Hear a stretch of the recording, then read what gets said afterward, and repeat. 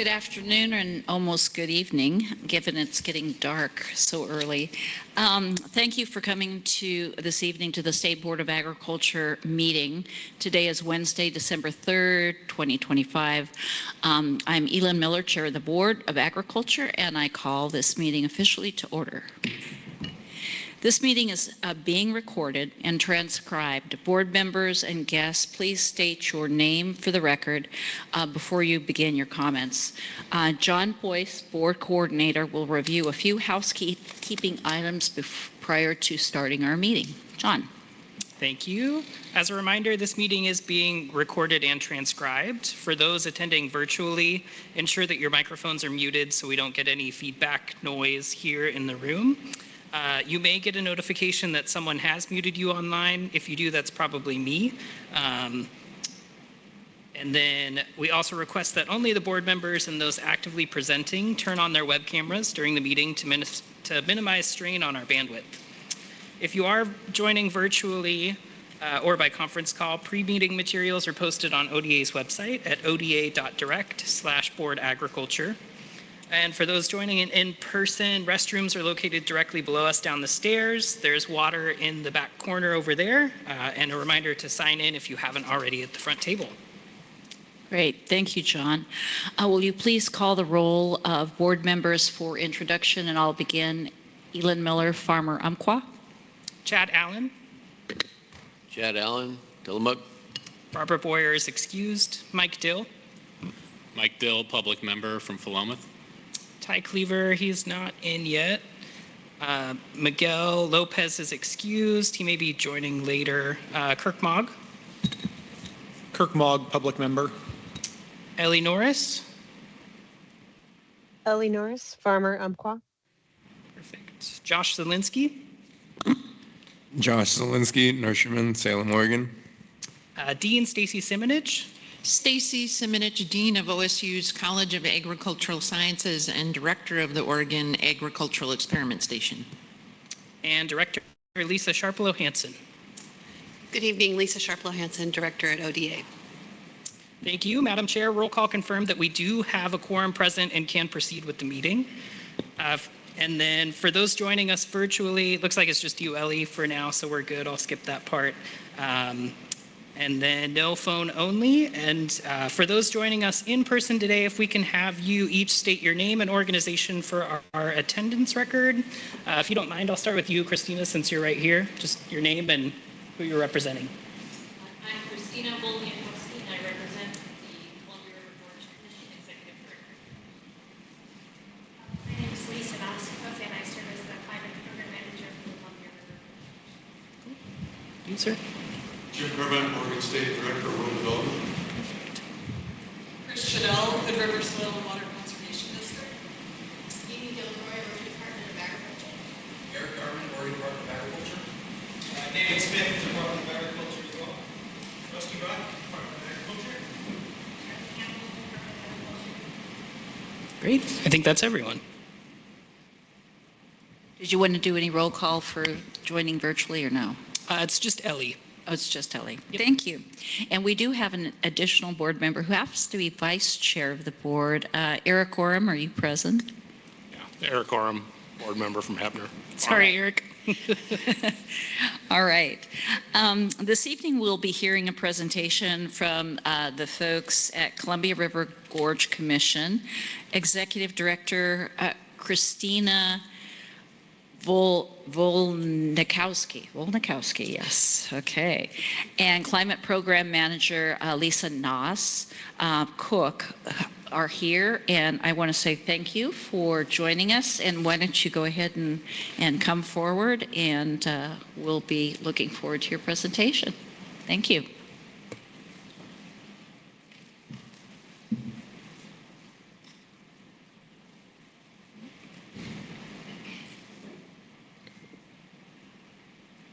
Good evening. Thank you, Madam Chair, members of the board, and Lisa, Executive Director.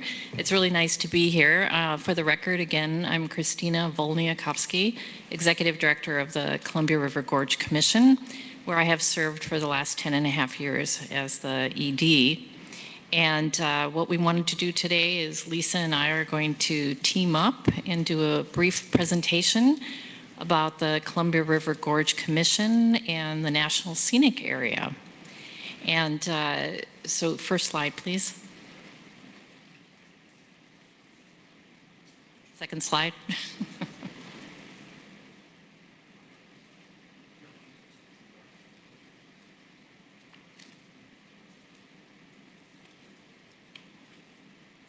There we go. Okay, thanks.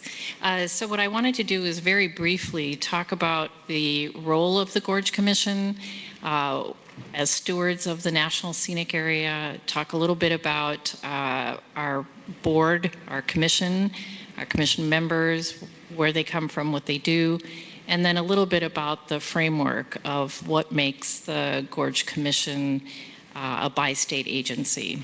So the first slide here, we have the 4 treaty tribes that we work with. So as part of the National Scenic Area Act, we are working with the Warm Springs tribe, with the Confederated Tribes of the Umatilla, with the Yakima Nation, as well as the Nez Perce. And we work government to government with these 4 nations, and we do tribal consultation with them. We also do staff to staff work with them as well. And at every one of our board meetings, we always have a land acknowledgement, as well as a treaty tribe word of the day, which has been really helpful. We learn a new word every month about different aspects of tribal culture, and it's really been wonderful. We have a whole glossary now, 4 years worth of tribal words. Happy to share with anybody who's interested. Next slide.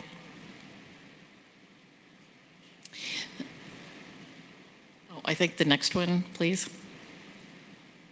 So I wanted to give you a sense of how the National Scenic Area came to be. It's a very interesting and very long story, which I won't go into today, but it was passed by an act of Congress back in 1986. And you'll see November 17th, so we just had our 39th anniversary. But it took 50 years to pass the National Scenic Area Act. People have already started back in the 1930s to find a way to protect this landscape. And as you've driven here today or many times in your travels along 84, you can't help but really appreciate the beautiful basalt cliffs, the tremendous ecological diversity from leaving Troutdale all the way out to the Dalles into the Deschutes River. You'll notice that the vegetation changes. There's a lot of endemic species of wildflowers and vegetation, and it goes from wet coniferous forests all the way out to dry grasslands. And it's one of the most spectacular landscapes in the United States. Next. And so when they passed the National Scenic Area Act to try to protect this area, they really had 2 purposes in mind. First was conservation. We needed to be able to protect and enhance the natural resources, recreation, the scenic values, as well as the cultural resources, especially since this area has been inhabited at least 10,000 years, or as time immemorial, as we say. Next. And the other purpose of the act is, of course, to help support the economy in the gorge. We call it economic vitality. And so the second purpose is to protect the economy of the gorge by encouraging growth to occur actually in the urban areas. There are 13 urban areas within the National Scenic Area, but also to support economic development where it's compatible with resource protection. And this has been a really important aspect of our work, because in national parks, they're protected resources. However, here we protect the resources, and we want to make sure that those protected resources help support the local economy of the gorge. Next. And so here's a map for some of you who may not be from this area. So the National Scenic Area is 292,500 acres. It's 85 miles of the Columbia River, which is included. And it's the largest and most unique complex and ecologically diverse national scenic area in the country. So we're very fortunate that it's right here in our backyard, and our role at the Gorge Commission is to oversee all aspects of development as well as protection in this area. Next. And so who is our governing body? It is the Gorge Commission. We are a regional planning agency, bi-state regional, and so Oregon and Washington both signed an agreement back in 1987 to create the Bi-State Commission. And so we've got members from both Oregon and Washington that oversee all the policy development and the development of the management plan, as well as overseeing lots of aspects of our stewardship of the National Scenic Area. Next. And here's just a view. We have, just like most other boards and commissions in Oregon, we have representatives that are representatives of different either geographic areas or of the governor's appointees. And so in Oregon, we have 3 governor appointees, but we also have 3 county appointees, one from each of the 3 counties in the National Scenic Area in Oregon, which would be Multnomah County, Hood River County, and Wasco County. In Washington, it's the same. We have 3 governor appointees, and then in addition to that, we have a representative from Clark County, Skamania County, as well as Klickitat County. And then because it is a federal act in the National Scenic Area, then we also have a representative of the Secretary of Agriculture and represented by the Forest Supervisor for the National Scenic Area. And currently we have 3 tribal members. 3 out of the 13 are tribal members from the Warm Springs and a representative from the Yakima Nation. So I just have a few slides here so you can appreciate the beauty of the scenic area. Since it was kind of gloomy and cloudy and getting dark by the time you got here, you didn't get to see the absolutely stunning wildflowers. But if you come back in March and April, and May, it's really one of the most beautiful places in the United States in terms of the diversity of wildflowers here.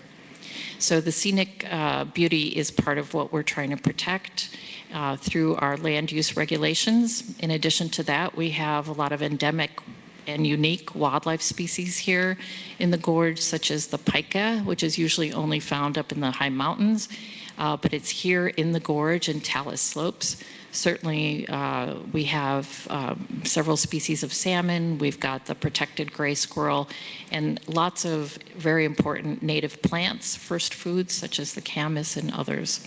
Next. Our cultural resources, as I mentioned, we work with 4 treaty tribes. And so every aspect of a development review in the National Scenic Area has to have some level of cultural review to make sure that we're protecting the resources if there's any kind of ground disturbance. Next. And then we also have, we protect recreation, and we really promote trails that are sustainable and that provide a lot of enjoyment for recreation for everyone who comes to visit and who lives here in the gorge. Next. And finally, the economic vitality. One of the reasons why we're very excited to be here today with you, with the Department of Agriculture, is because the rules and regulations that we have strictly protect agricultural land for agriculture. We're trying to do everything we can to minimize development on agricultural properties, especially large agriculture land use designation, to make sure that those lands are available for productive farming and not subdivisions. We also protect forest resources for forestry. And so we work with the Oregon Department of Forestry on forest harvest permits, and then also with the Washington DNR for forest harvest. So we don't issue the permits, but we always have a comment or two about the forest practices. Next. And so just as a at a glance, the complexity of our National Scenic Area is that we do work with the 4 treaty tribes. We work with 2 state governors, 2 legislatures, 6 county commissions, 5 county planning departments, 13 urban areas, and a whole bunch of different federal agencies. Because everyone, the land use here and the land ownership is a mosaic of different ownership. So we have, federal land, state land. We've got Bureau of Indian Affairs lands, tribal trust lands, and a lot of private lands. And it's about 50% of the National Scenic Area is private land. And so any activity, any development that occurs on those lands needs a permit. And we do the permitting in Klickitat County, but the counties, the other 5 counties actually do the permitting in those counties. Next. And so I'm going to turn it over to Lisa now, who's going to talk about our agricultural programs in the National Scenic Area. Good evening, all. Thank you again, Chair and Commissioners, for the opportunity to be here, and to all those who are listening in today. So as Christina mentioned, one of the main ways that the Gorge Commission supports agriculture here in the National Scenic Area is starting with the land base by protecting ag lands for ag uses. When the scenic area was established, you can see here in this map that there are several different land use designations that fall under agriculture, and they are reflected here in green. And so of the total land base here, which if you kind of break it down into various land use designations, roughly around 231,000, ag land use designations total about 75,700. So roughly that's about 33%, or a third of the National Scenic Area is designated in agricultural land use designations. Next slide. Here we just wanted to provide kind of an at a glance of some of the main types of agricultural crops grown here. As you might expect, the top one here is cherries, and we have a lot of fruit here, and I know you're going to hear from some fruit producers later today here in the Hood River Valley. And while we have lots of tree fruit and pears and apples in particular, they're a little further down within the National Scenic Area. Here you can see those kind of in the blue and purple tones. Fruit is obviously a huge industry. However, with the ribbon of the National Scenic Area boundary, we have a lot of agriculture that might be, just outside of the boundary, but still contributing to the local economy and certainly in the different counties here. So this just gives you an example of kind of where most of it is occurring. And if you think about the previous map, you've got a lot of it in the eastern half. So that reflects not only where agricultural land is actually allocated or zoned for that purpose, but also where the growing conditions are good for these kinds of crops. And a lot is in Wasco County. They're shown in red. Another kind of growing crop that doesn't show up a whole lot in this slide that's been an emerging use in the last decade or two are grapes grown for wine. So in Klickitat County on the opposite side of the river, there's a growing number of vineyards, and some out around Mosier and in Wasco County too that we'll show a few examples of in the next slides. So we just wanted to provide just some brief context on other ways that agriculture is supported specifically through land use planning, as we are a regional land use planning agency.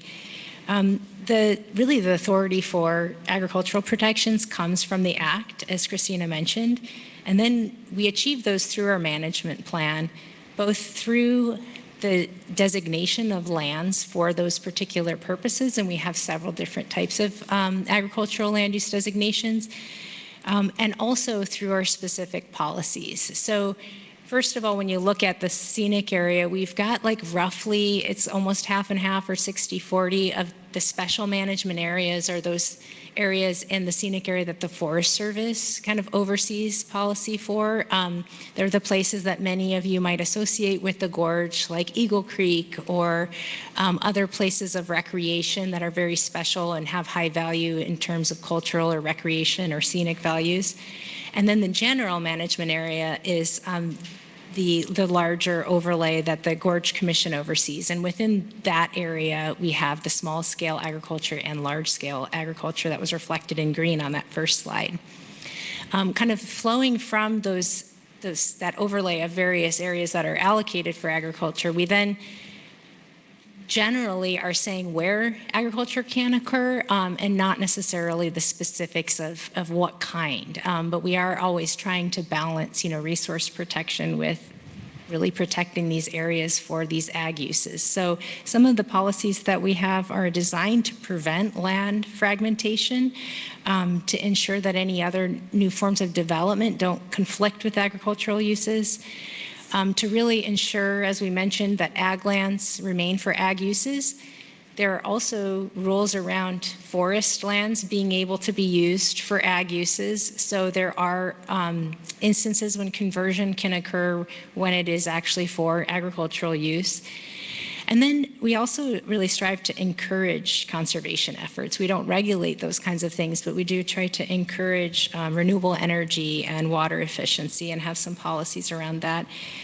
And the last one that I'll mention a few examples of in subsequent slides are some of the commercial uses that can occur incidental and sort of subordinate to different uses. And that's things like having, an on-site tasting room at a winery, or having a farm stand that can sell the products for a local orchard. Those are some of the types of commercial uses that we have in the scenic area. Next slide.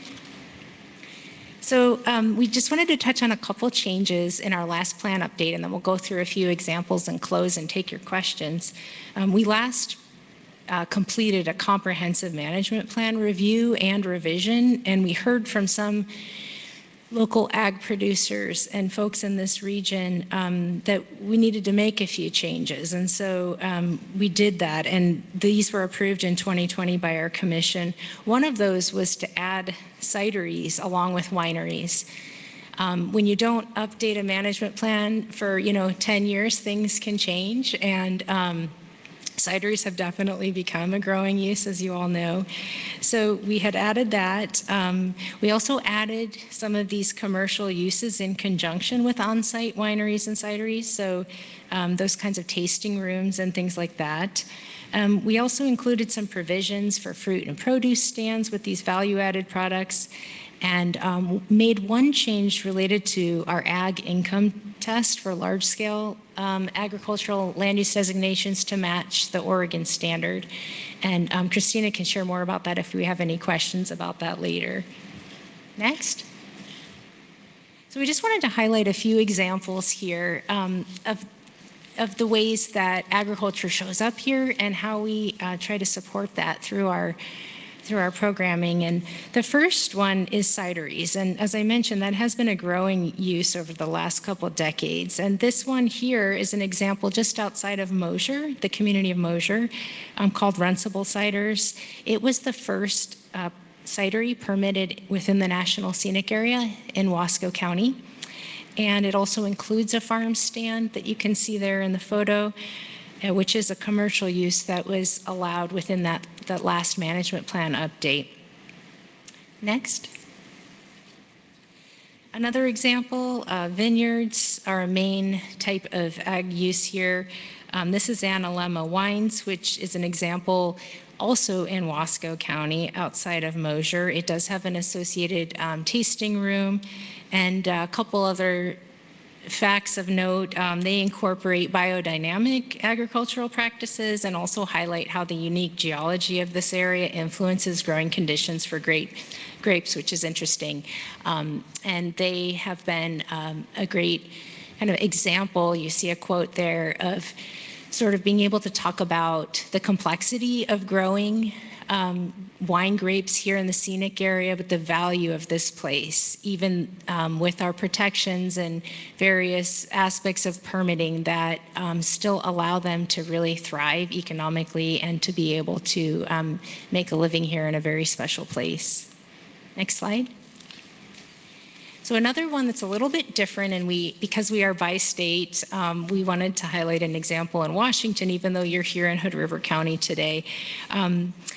We don't often think about ranching as much. It's not as large of a use here. But in Klickitat County, there is one example where our planners worked recently with a ranch to be able to turn, as you see on the left-hand side there, an old barn structure into a ranch shop. So this is an example of a farm stand associated with beef, not fruit. And they offer grass-fed, pasture-raised Highland beef for purchase there by appointment. And so a great example of a different type of operation in Klickitat County, and we worked closely with the owner to permit this operation. Next slide. The last example I want to highlight, it has to do with outreach, and this is kind of a unique example and something we're really excited about. I noticed one of your commissioners works for Oregon State University, and we work closely with the Extension Service in 2023 to first pilot this program called Climate Stewards, and it's a community-based program that teaches interested residents about climate change impacts in the area, how they can get involved in local resilience efforts. And it originated in California with the University of California Extension program, and we were the first ones to bring it outside of the state in partnership with Oregon State University. So this year we were able to visit a couple local cherry orchards and learn about how they're adapting to climate change through various practices with soil health, integrated pest management, and also talking about some of the updated smoke and heat related rules for farm worker housing. And so it's very, really a great experience, and we were really honored to have the chance to actually talk directly with them and hear about some of the things that they are doing and ways that they're navigating, challenges associated with changing climate, and just a great example of opportunity to do some shared learning in the field. Next slide. With that, we close out our presentation today, and we're happy to answer any questions or engage in any discussion that you might like to bring up, any questions or comments for us. So thank you for your time. All right. Thank you very much. Appreciate that. And let's open it to questions. Anybody has any questions? Yes. Director Simonich or Dean Simonich? Yes, I was just wondering, Stacy Simonich for the record, do you also track the number of visitors per year, or is that more on the tourism side? I just wondered if there's a way to track how many people are visiting and what they're visiting. Is there a way to do that? Well, I can speak to, we didn't talk a lot about this at all really here, but we partner with a variety of different organizations, agencies on a monitoring effort called our Vital Signs program. And so visitation is one thing we look at. It's led by the Forest Service because they manage, a lot of the visited areas. They have a program called the National Visitor Use Monitoring. So they have a sense of how many, and we can report on that, how many visitors are going to, different types of activities. I would say those are all on Forest Service sites, though. More broadly, there's, other types of networks or organizations that are tracking, some in the tourism realm, but there's another organization called the Columbia Gorge Tourism Alliance that's in the process of merging, but they can speak to some of that. And then lastly, I would say the Mid-Columbia Economic Development District has higher level kind of economic trends by sector. So they have some information on how tourism is contributing to the economy, and maybe roughly a sense of like how many visitors are coming here a year broadly. But to break it down by like activity or different types of sites, we lean on the Forest Service primarily for that. And the last time that we heard from the Forest Service, it was about $4 million a year.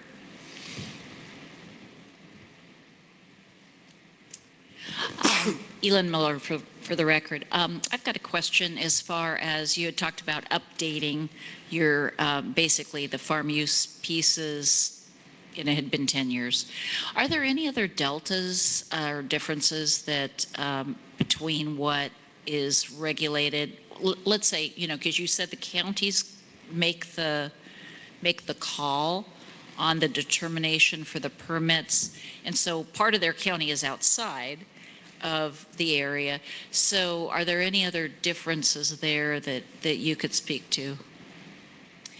Yes, thank you for that question. It's a little bit of a complex relationship, but the way that it works is that the Gorge Commission is responsible for the management plan for the entire National Scenic Area.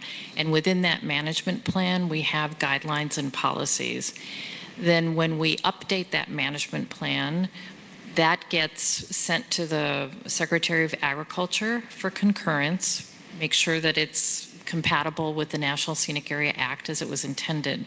Then once we receive that concurrence, we then work with the 5 counties that have adopted the ordinance as part of their work and permitting process. And so then they have a specific ordinance in their county that is only for the National Scenic Area. And then they have other ordinances for outside the scenic area.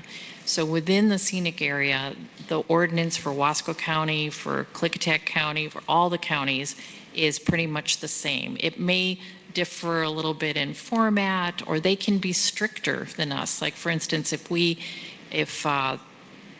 the management plan hasn't adopted a new policy, let's say, related to tourism or related to wineries even, they can be more strict and say, well, we don't really want to allow that. But they can't be more lenient than what is in the management plan.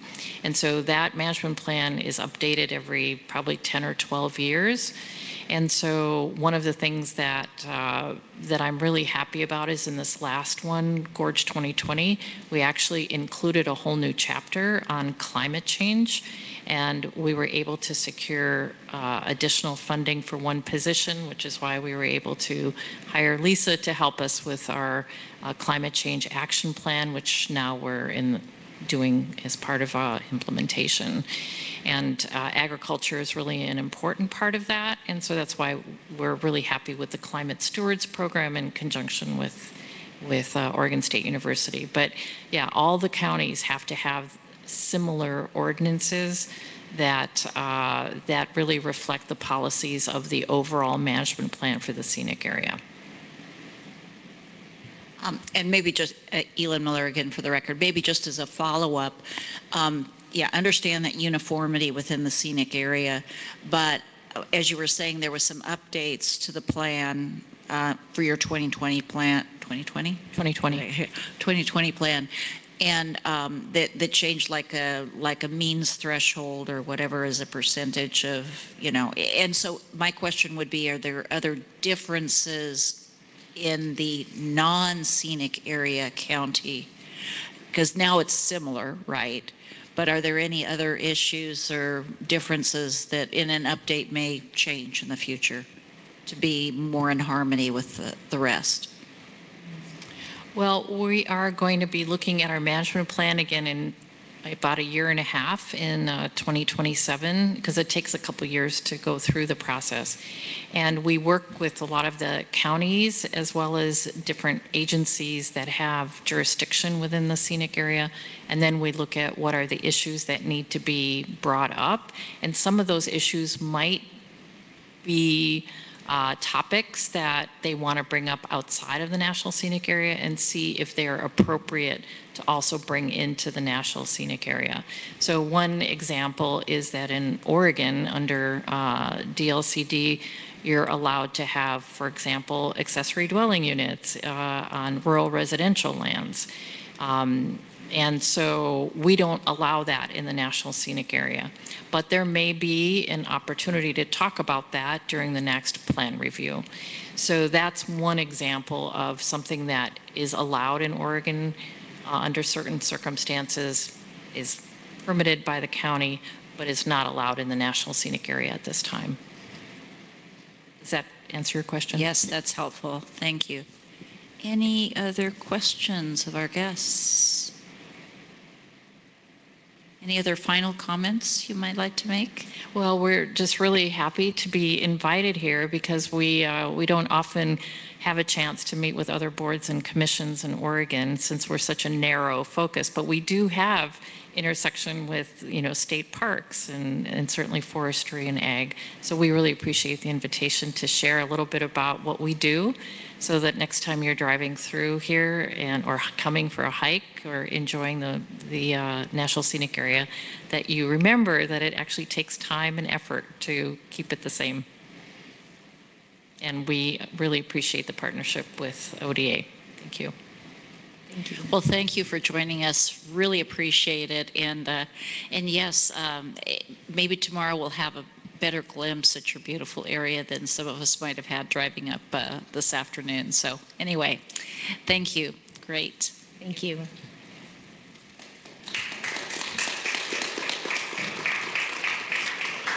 All right. Next on our program is we're going to hear from local industry and government leaders here. We're going to have a panel discussion. If I could ask the panel to come forward. We've got Leslie Tamora from who is chair of the Columbia Fruit Growers Association, Ian Chandler, chair of the Oregon Sweet Cherry Commission, Adam McCarthy, a member of Washington, Oregon Canned Pear Association and Fresh Pear Committee, with us today. And I believe that Jennifer Ewer is going to kind of coordinate and be the MC of the panel, if I'm correct. So, yes, that's the. Thank you, Jennifer. All right. Actually missing one person. He is on his way. Oh, he's on his way. Oh, okay, because we're a little ahead of time. Okay. Move through the agenda a little faster. I told him 5:15. Okay. He said he's going to be here. Try to be here by 5. Oh, there he is. We're good. Perfect. Yay. All right. Normally we don't run early, so.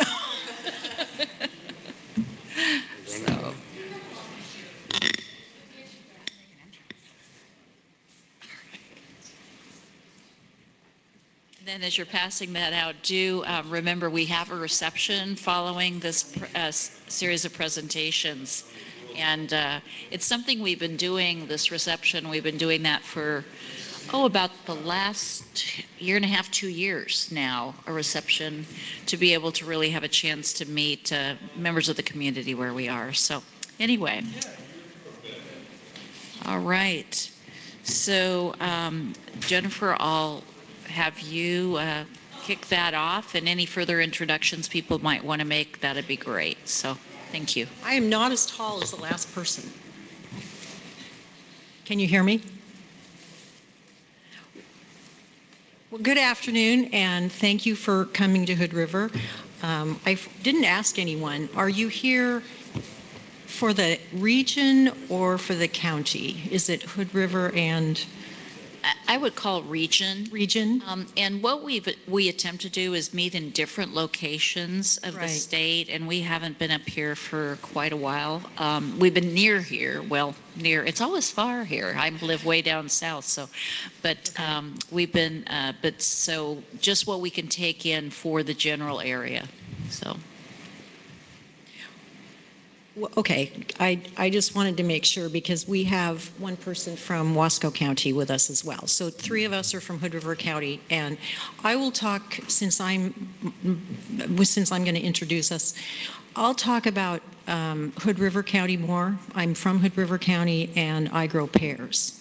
Ian grows cherries. Obviously, you've seen there's a lot of cherries grown in the area.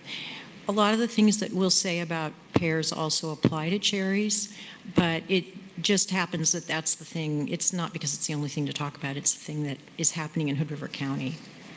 So welcome to Hood River, all of you. Thank you for coming this month. I'm Jennifer Ewer, a lifelong farmer of pears and cherries, and we look forward to sharing some facts and figures and our personal stories as orchardists with you. I'll start by telling you who I am and why we grow pears. I decided to return to this valley to grow pears in spite of my degree in economics. Are you farmers? Do you get the joke? I've been living in the Bay Area watching all the orchards and vegetable fields as they were replaced by subdivisions named after what used to grow there. And that, as you probably know, is some of the best agricultural land this country ever had. They could grow anything. And I would not have decided to dedicate my life to growing food in Oregon had not the land use system been recently established to protect our farmland as a result of what I had seen happen to the most valuable farmland I'd ever seen. Our valley was platted for and headed in the direction of replacing the farmland with subdivisions. At that time, the threat to agricultural land was residential sprawl. The virtual conversion to commercial venues was not a threat imagined at that time. People were very focused on residential sprawl. But without our ag protections, we would not be here discussing a local fruit industry. Young people would not be trying to move to Oregon to start small farms and have a local food industry, because it would all be subdivisions. When I decided to farm, I also knew that I would never have to rely on false advertising to sell my pears. We don't have to lie or exaggerate about their nutritional qualities. They are truly healthy without any processing. I did not realize how much my life would also be enriched by learning to speak Spanish, staying with families in their homes in Mexico, and attending countless weddings and baptisms. But now to what we do in Hood River. Good policy decisions depend on a clear understanding of our agricultural economics. As you know, we are a specialty state. It's all over your website. Hazelnuts, carrot seed, everything has its special place. And so what does that say about our local industry? We grow something that has a special affinity for growing in a certain place, and pears are a perfect example of that. I think of them as a Goldilocks fruit. It's too dry to the east, it's too wet to the west, it's too humid most places to grow pears, and we don't grow pears because we can't grow anything else. We grow pears because it's so hard to grow them in other places, so we have a comparative advantage. The corollary is that because we are one of only two major pear-producing regions in the U.S., about a third of the U.S. pear crop is grown and packed here in the mid-Columbia. And I see you have that number here. You say it's 31%. Clearly, we do not grow just for the local market. We grow pears for the entire country. Here are a few USDA statistics from the 2025 National Household Food Acquisition and Purchase Survey. ERS researchers found that 3/4 of U.S. households' calories came from retail stores, with supermarkets, supercenters, and other large grocers providing 65% of calories by themselves. Small and specialty food stores, such as bakeries and farmers markets, supplied 3% of calories, and 6.5% came from convenience stores, dollar stores, and other stores. Restaurants and other eating places provided 17% of household calories. Those were probably the sort of expensive calories. Additionally, the overall nutritional quality of foods purchased at large grocery stores was higher than that of foods purchased at other retail outlets or restaurant and fast food establishments. And I share this with you because one of the reasons that I do what I do is because I like to feed people. This came from a study that was actually aimed at figuring out who was using SNAP, who could access good food, who could access healthy food, and how much it was costing them. So in Hood River, I did the math, figured out how many pears people eat per capita. 300 acres of pears produce about the volume of pears consumed in the entire state of Oregon each year. But we have 14,000 acres of them. So what do we do with the other 13,700? One of the benefits of specialty crops is that they are exported to other states. They bring dollars back to Oregon, adding to our state's income. The annual farm gate value of our crop is actually, I'm pretty sure, well above $200 million, but here it says that it's 90 million, so later I'd like to know where that comes from. 90 million might be what comes back to the farmer, but the farm gate value when our fruit leaves the packing houses, just given what we know about how many acres we have and how much we produce, is more than that, so I don't know where this number comes from.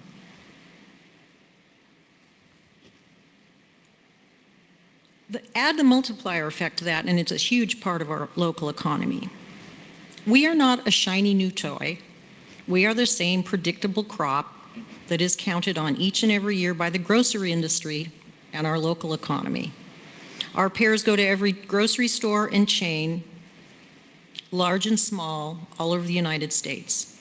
We provide efficiently grown, stored, marketed, and transported fresh pears for the 7 months when local fresh produce is least available in many parts of the country. Another fun fact, pears ripen after they are harvested, and so ripen as we take them out of cold storage all winter. 70% of our crop is consumed domestically. 20 to 30% of the crop is exported, most of it to Canada and Mexico. Pears are a fruit that is almost exclusively eaten fresh. The only processing needed is taking it home and leaving it on the counter for a few days.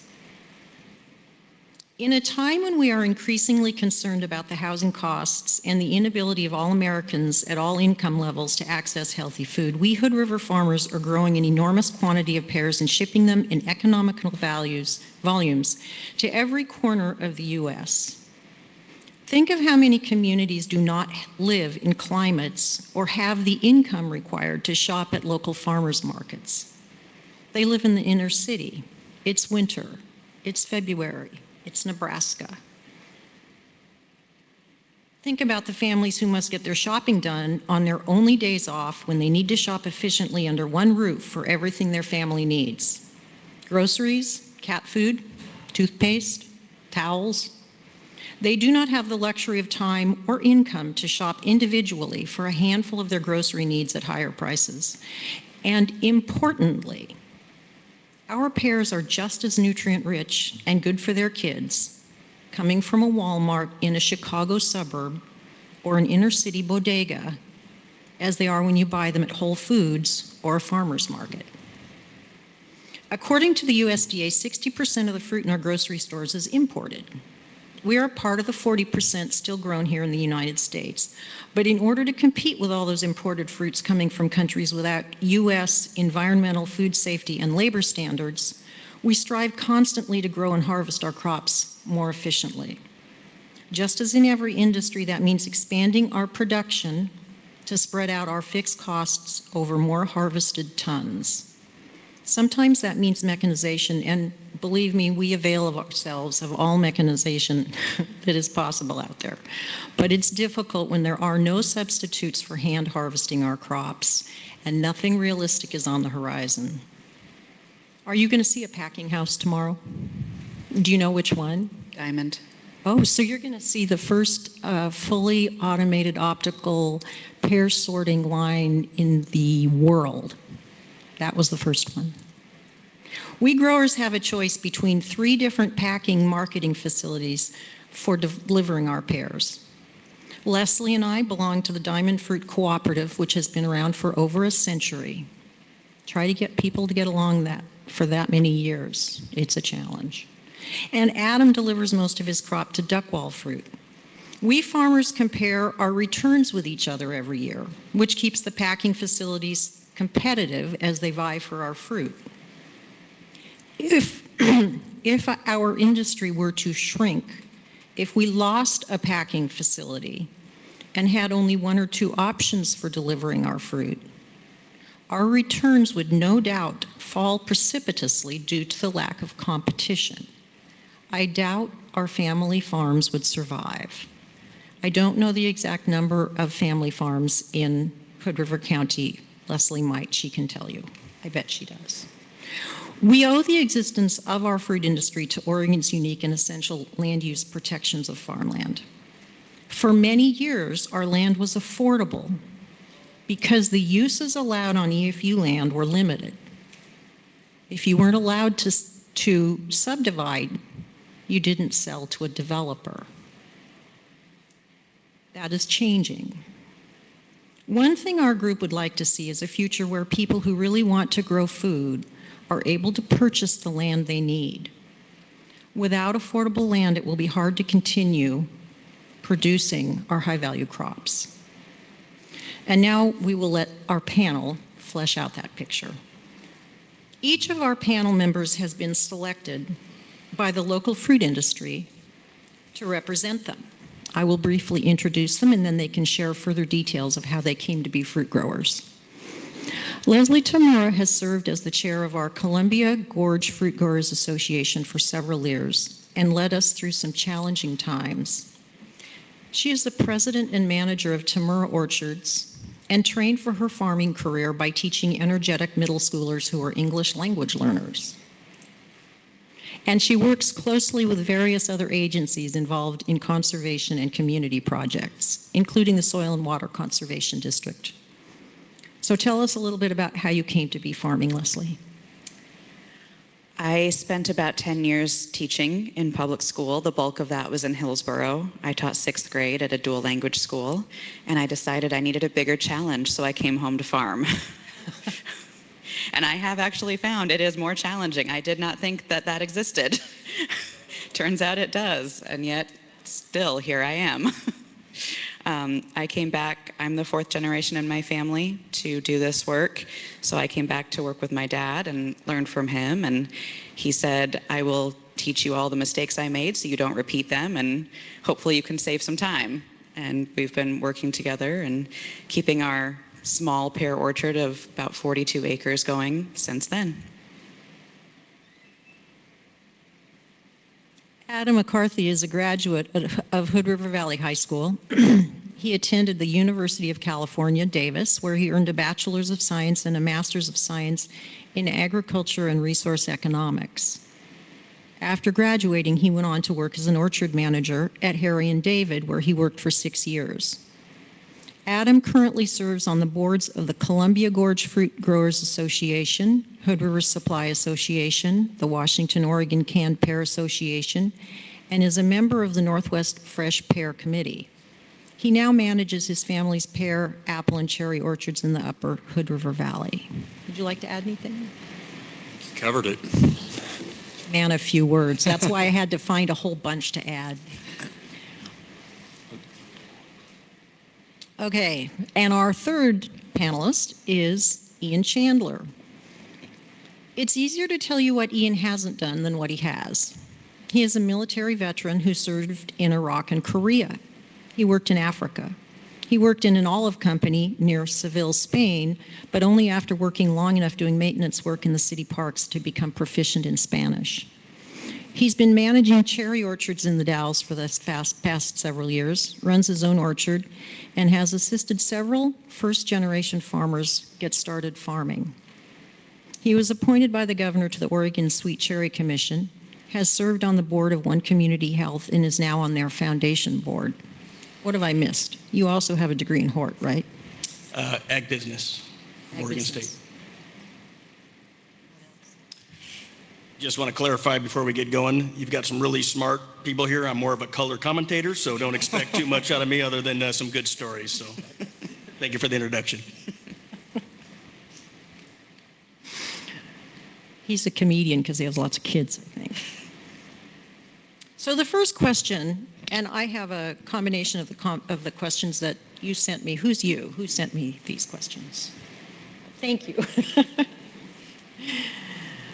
and how we tweaked them. So what do you see as being the top inhibitors of agricultural economic growth here in Hood River and the Dalles? Barriers to entry for beginning farmers. Ian, let's start with you, and then everybody can chime in.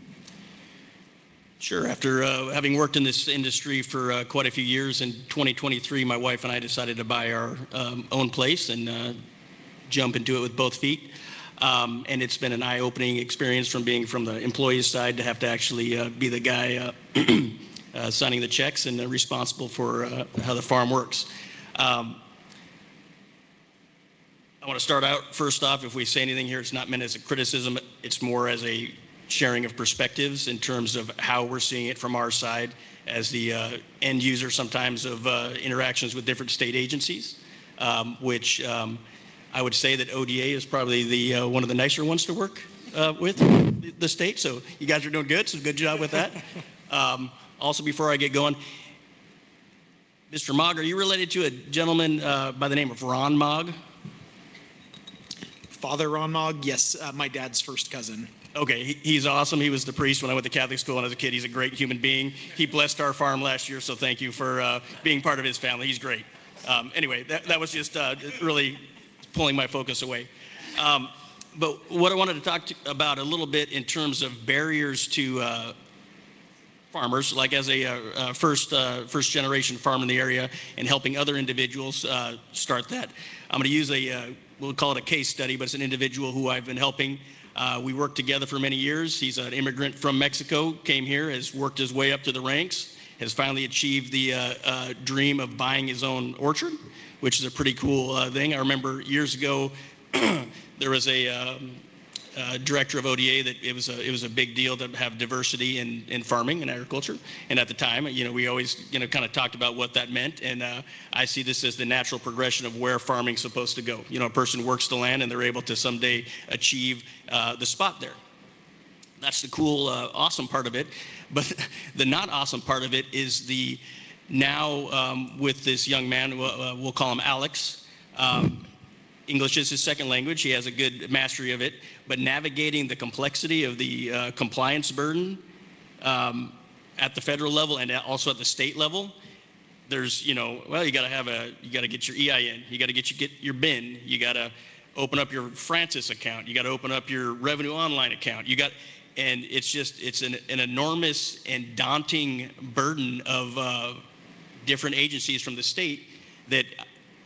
And again, not a criticism, it's just not always very user-friendly, especially if you're new into the industry or also English is a second language. And even as a native English speaker, I'm like, oh, I don't know. We call up the state agency to set up a bin. What kind of industry are you? Well, we're agriculture. Okay. We run orchards. Well, what code is that? I don't know, and they're asking me how that's supposed to, and the average person is not going to know that. And it kind of comes around the idea of, as I've walked him through, like, okay, now you have a labor camp. We got to go through OSHA. If we're going to think about doing H-2A, we have to also deal with the employment department. Then we have to talk about all these different agencies you have to report to. And while agriculture is beautiful, right? The farming, being outside, you get the feeling pretty good when you're seeing your fruit grow on the trees. Then you go back to the office and you're like, holy crap, this is all the other stuff that we have to deal with. So again, we talk about what are barriers to agricultural success or expansion. I guess, that complexity is just funneling everything right into these just big mega farms that can afford to have a big HR department, that can afford to have, a legal team. I read your bio, so to be able to help them navigate all this kind of stuff, which is awesome for those ancillary industries, but it's not super great for the farming industry here in Oregon. So if anything, I would just say that the complexity of it's just overly complicated to run a business, especially agriculture here in the state of Oregon. So I'm sorry, I'll give the microphone to somebody else. I talk a lot. Is it appropriate for us to ask questions, Commissioner, along the way, or do you want to wait to the very end? Well, let's ask some along the way, but if it gets to be a lot, then we'll wait till the end. Go ahead. Well, I had one question. Actually, the complexity of just running a business was what you were describing. Is there anything specific related to ODA in how we approach things that makes it more difficult for someone like you, Alex, that you just mentioned? I would say from ODA, an improvement that we've seen at the local level is Chris, who's sitting back there, bringing pesticide training into Spanish, which the majority, within our industry, the majority of our workforce is primary first language Spanish speakers. So that for the ODA to be open to opening up trainings, that has been a resounding success. And a lot of that has come from efforts here at the local level in our community to push that forward. And we're really appreciative that ODA has cooperated with our local leaders like Chris, who have really pushed that so that it's accessible to our farm worker community. And just to piggyback on that a little bit, we do have a lot of opportunity here that other areas of the state don't have, specifically in Spanish language pesticide training that prepares them to take and ideally pass their test to become licensed. But I would say at the state level, that doesn't exist. It only exists here because somebody saw the need and decided to make it happen. We are a great model and a great case study for what can be done at the state level, but it really doesn't exist at the state level at all, and that is a criticism I'm going to level at ODA, because I know it's been brought to the agency's attention various times over the years, and it just hasn't really been addressed. I'll add to that as well.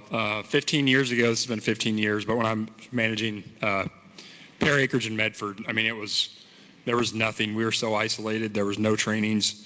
I mean, I took staff and I would basically hold tutoring sessions with them in Spanish in the evenings, weekends, to try to get them to get their pesticide license, and send them, some of them as many as a dozen times to try to take the test, which there's some issues there. We're not going to get into that. I think you're going to hear about that tomorrow.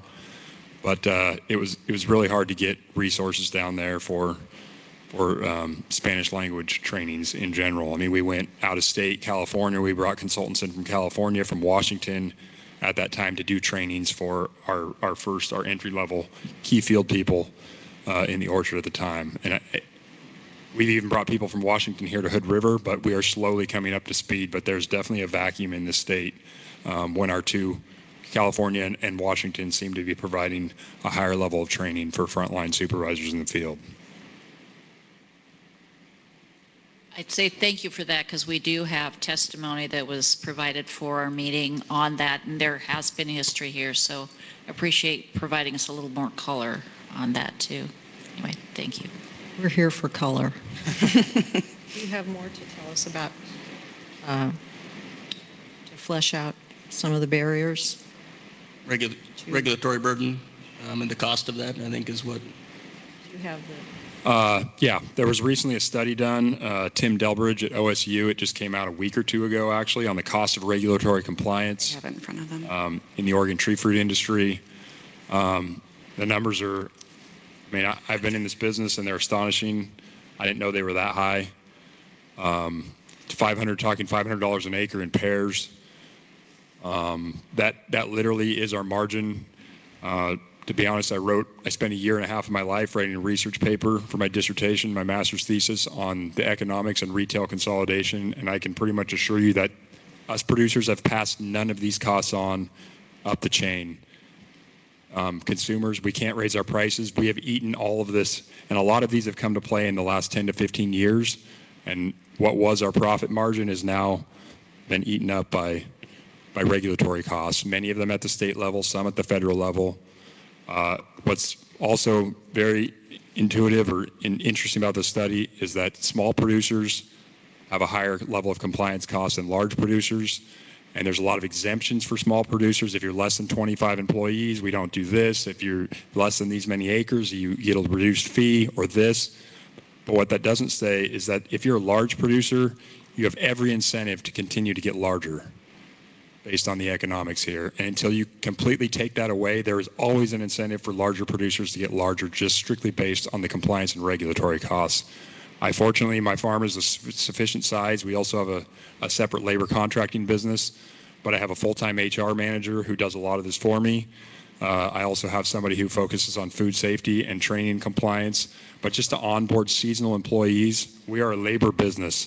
Tree fruit, a lot of seasonal labor comes in to prune, to thin, and for harvest. To bring on, this year we brought on some seasonal workers, and it took us about 5 or 6 hours of training to invest in them, to get them all the things, and I'm not sure we covered. Leslie probably has a more extensive list than I do on what's required by the state in terms of OSHA, but we did everything we thought, heat, smoke, et cetera, et cetera. WPS, we spent 4 or 5 hours. They came and picked with us the following day. They didn't like the work conditions because we asked them to sort some unwanted fruit off the tree due to the market conditions this year, and they went down the road. So we spent, I mean, literally for those 3 or 4 guys to do the paperwork, it was probably $1,000, and it was gone. I mean, spent $1,000 and it was there for nothing. So we really need ODA support as much as possible when we talk to policymakers to make policy and regulatory things that really are impactful and have a meaningful purpose on the ground, and not just add to the layers of paperwork that we're all underneath, as well as the cost. Yeah, and on the topic of regulatory burden, as Adam mentioned, there's many layers to it. We're we're having to address rules and standards from different agencies that overlap and sometimes conflict. And we've been doing a lot of work through Columbia Gorge Fruit Growers this year to try to really make it clear for our growers what is required. Our growers want to comply. We're not trying to skirt the rules, but it's so hard to navigate and keep track. And so the most that I've been able to do is just try to make it clear, for this standard, you need this, this, and this. You need this training and this documentation and this written plan. And even putting that together and trying to go through the thousands of pages of OSHA rules alone was quite the burden for me. And in going through it, it becomes really obvious that we just can't keep up. I mean, Adam's big enough that he has an HR person, which is great, takes a little bit off of his plate so he can focus his attention on other parts of his operation. I'm more of a one-woman show, being smaller. You know, I don't have departments, I just have me. So when it comes to training, documentation, supervising what's happening in the field, you know, the toilet's broken in my housing, so I got to get that fixed, that's all coming back to me. And it's not shocking to me that more people aren't raising their hands and jumping into this industry to take all that on, because, you know, some of us are looking at this work and going, we love this, we want to keep going, but man, is it really worth it? Can we do this long term? Do we want to? Yes, the will is there, I think, but can we afford to? Do we have enough time and capacity to? I'm just not sure. And as Adam said, one thing that ODA can do to help is really help to be a voice when it comes to the policy that gets created at the state level, because our voices don't seem to carry or resonate as much as we would like them to.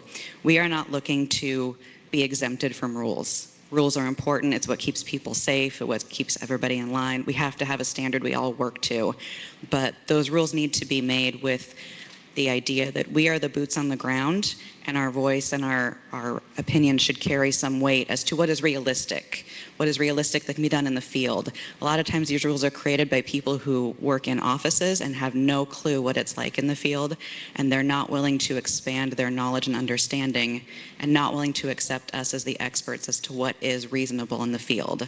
And I think that ODA could help to have a voice and represent that position and that perspective. Let's comment. A lot of this regulation is because of labor. I mean, in labor, we have a target on our back. We are a labor business, a labor industry. 80% of our overall cost is in labor. I managed a cattle operation in California before I moved back to Oregon.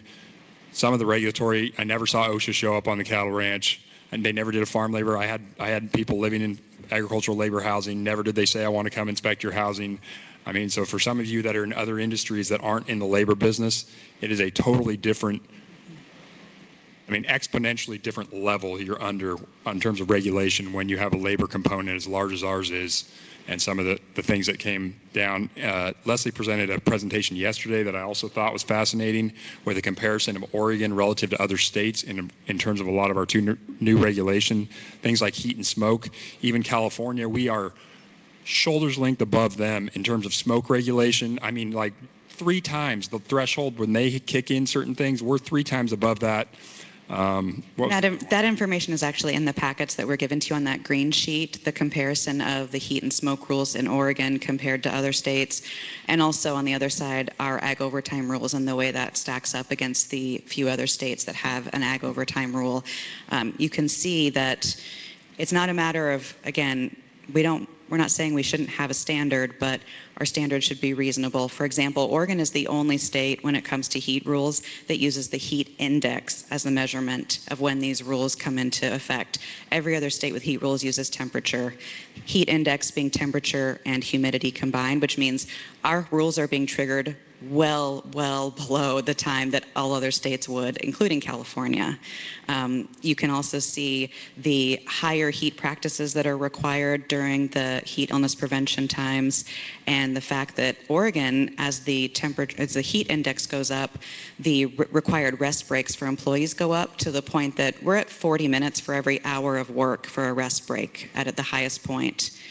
40-minute rest break for every 1 hour that it works. And granted, that's at the highest point, but if you compare it to the other states that are in that same table, you can see that there are higher heat practices, there are additional rest breaks required, but not nearly to that extent. It's maybe 15 minutes for every hour, which is quite reasonable. But the fact that our state thinks it's acceptable to say, yeah, when it's hot out, we think it makes sense that for every 1 hour, 40 minutes of that is a rest break and 20 minutes is work. And granted, we're probably not out there working when it gets that hot. But the fact that the state agencies believe this is reasonable is ridiculous. The smoke rules, you can see that our requirements for mandatory use of respirators kicks in at a much lower air quality index than the other states. Ag overtime, I know, has been a big deal for ag producers across the state for a few years now that we're getting closer to the 40-hour threshold. But you can see other states that have implemented it have tried to do workarounds, whether that's a higher permanent threshold. Some states go down to 48 as their permanent. Others do 40 hours, but you get X number of weeks per year that you can do a little bit higher for that seasonal nature. Some states have tax credits that are permanent and cover 100% of your overtime pay plus additional costs to cover your payroll tax costs. New York does 118% tax credit for ag producers to cover their overtime costs. Again, we recognize rules need to be in place. Ag overtime is a great example where we said, yes, let's do ag overtime, but let's do it in a way that it benefits our employees and allows us to survive. That is our perspective on all of these labor standards that we face. And it is an uphill battle. It feels like an all-out war every time we go against with these things. And all we want is rules that are reasonable, that protect the people they're meant to protect, but allow us to still do our jobs. And unfortunately, that message gets lost at the state level every time we try to send it.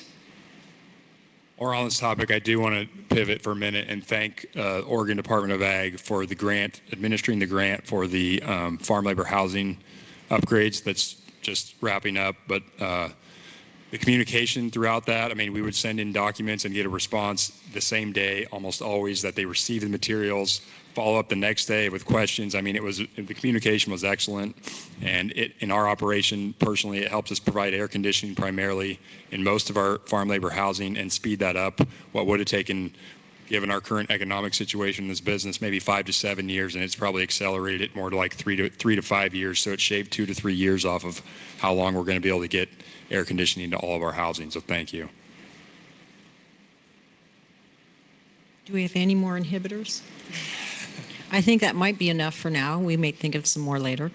And you know, as you hear these things, I'm looking at your sign. This is the Oregon Department of Agriculture. And remember that we Oregon farmers are competing at the grocery store with those 60% of the fruits that are coming from other countries. And they don't have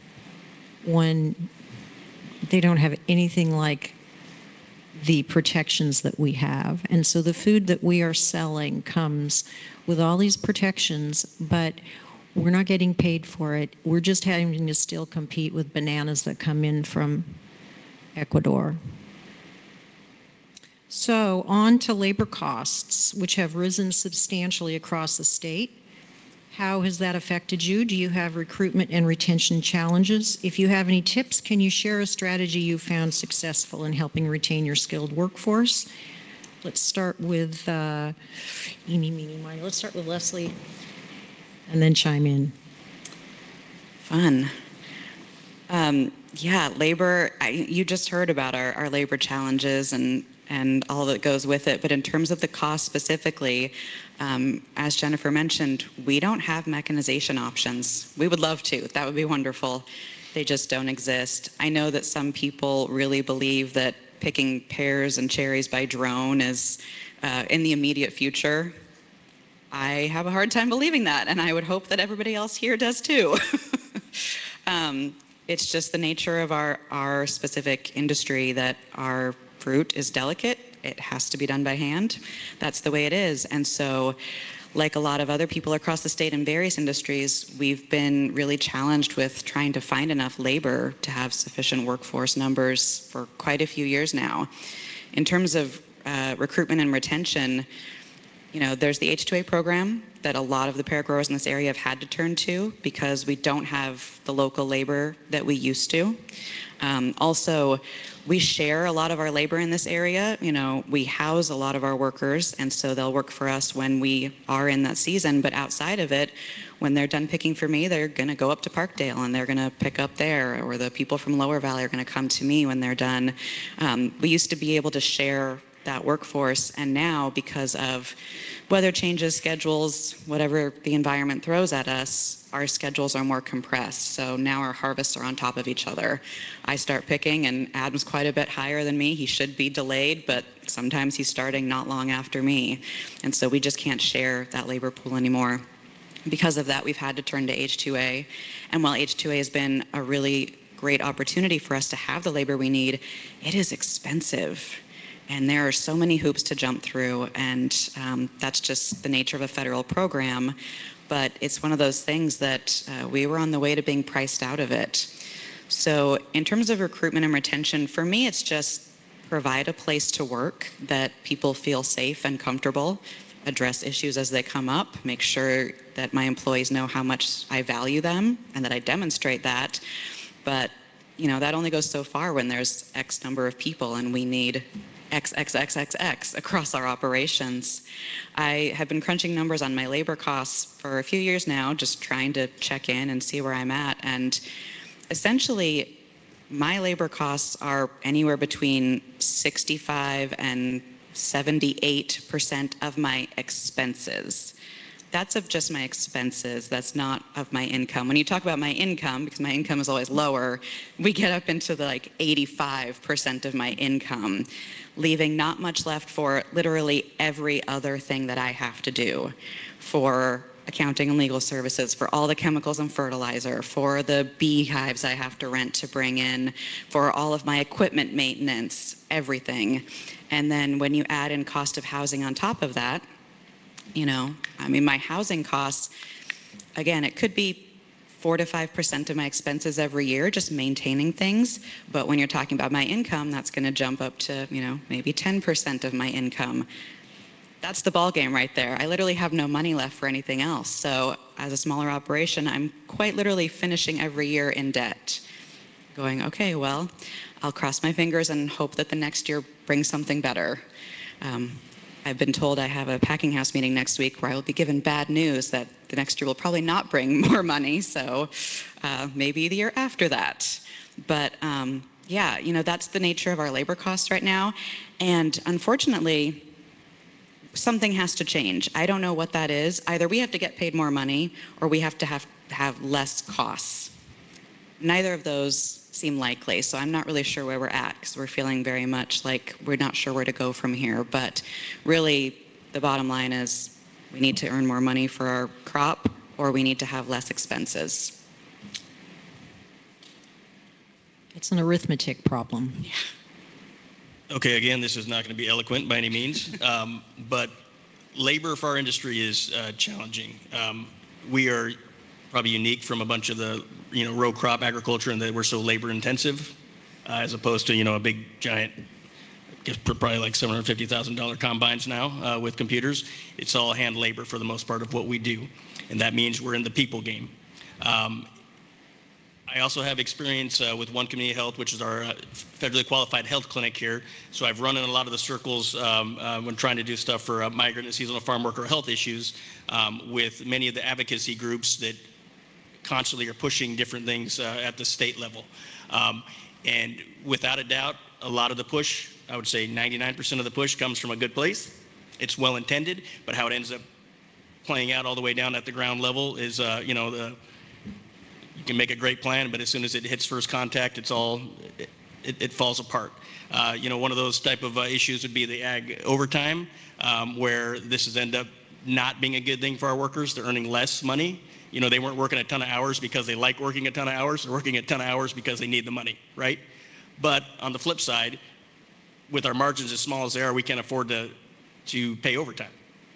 So what does that mean? Okay, you got to cap a person at 40 hours. So then they have to go look somewhere else to make up the rest of those hours. So it's a constant game now to retain your workforce, which is a trained workforce that's migrant for the most part, that comes up for our harvest season, at least in cherries and in pears also. Basically, now we're having to talk with other farmers like, okay, once I hit 40 hours, can you use these guys? And we're trying to piece together so that to keep our employees whole. That's uncompensated. That's because we want to be good human beings and, work with our, our workforce to keep them going. And then in terms of other issues that are affecting our workforce, like I'm parked out there next to a white Suburban. If you look in the back seat, there's a gun case across it. It's not an Oregon license plate. I don't know. Probably going to try to grab somebody from Home Depot later on once they're done eating their dinner here. I don't know. But we're under a tremendous amount of pressure as an industry to keep our labor force, right? We've got the federal government coming after workers. But then on the state level, what other alternatives do we have? We have the H-2A program. But there are parts of the state government, not necessarily Oregon Department of Agriculture, but the Employment Department, that actively don't like the H-2A program and will try to hamstring organizations trying to get their contracts approved. To the point of that you will have the farm labor advocates that work for the employment departments going out to Oregon Health Authority meetings and saying that H-2A is slaver, which is a combination of slavery and labor. That's our workforce. My wife is an immigrant from Mexico, came here walking through the desert when she was 15. We understand very well the struggle, and you have to understand that the majority, 99% of the farmers, just like 99% of the advocates are good, are trying to do the best thing for their workers.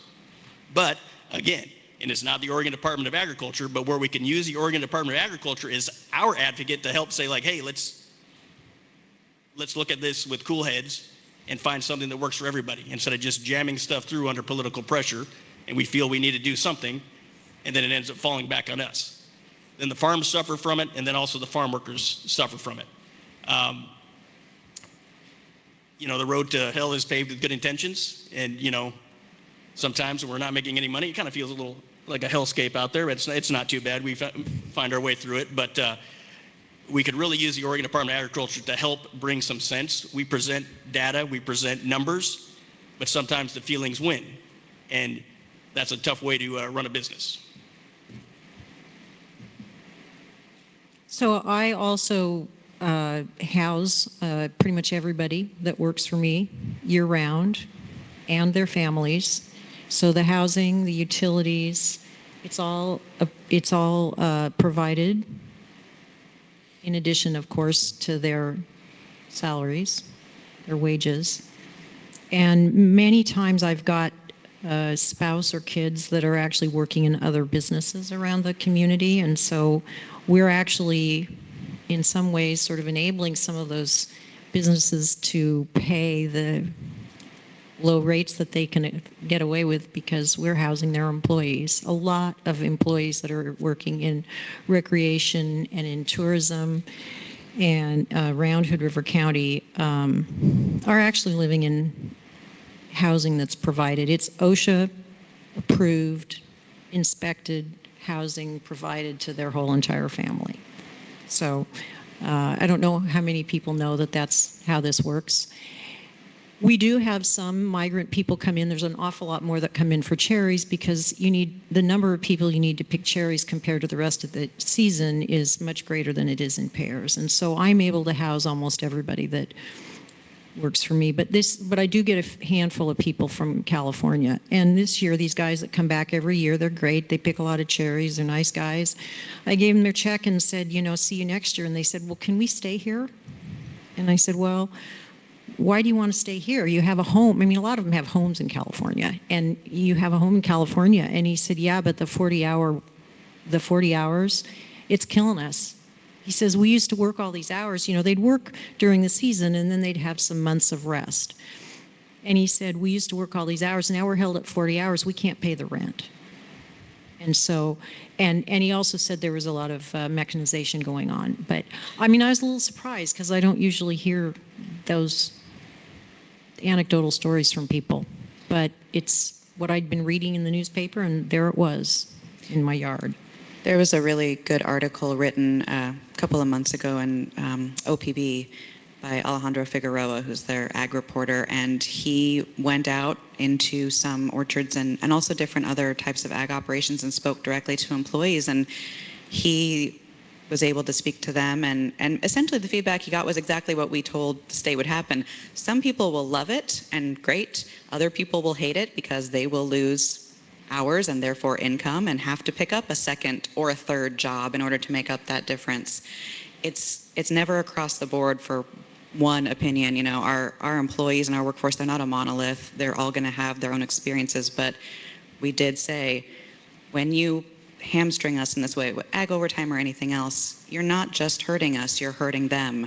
And again, let's find a way to work together so we are protecting our employees, but also allowing all of us to survive. And this trickle-down effect doesn't seem to be understood. And that's a big frustration for us. I'm going to add one more thing onto that.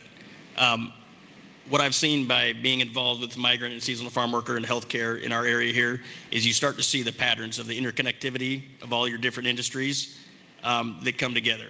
So what they were talking about in terms of providing housing for a farm worker, then you have the farm worker's family. That supports the rest of the economy by, you know, actually being a net positive for the housing crisis we have in the state of Oregon by providing a place for people to live and their family members. It provides for your tax base. Those are the kids that are in the schools. Those are the people that are working on different stuff there, and it's all together.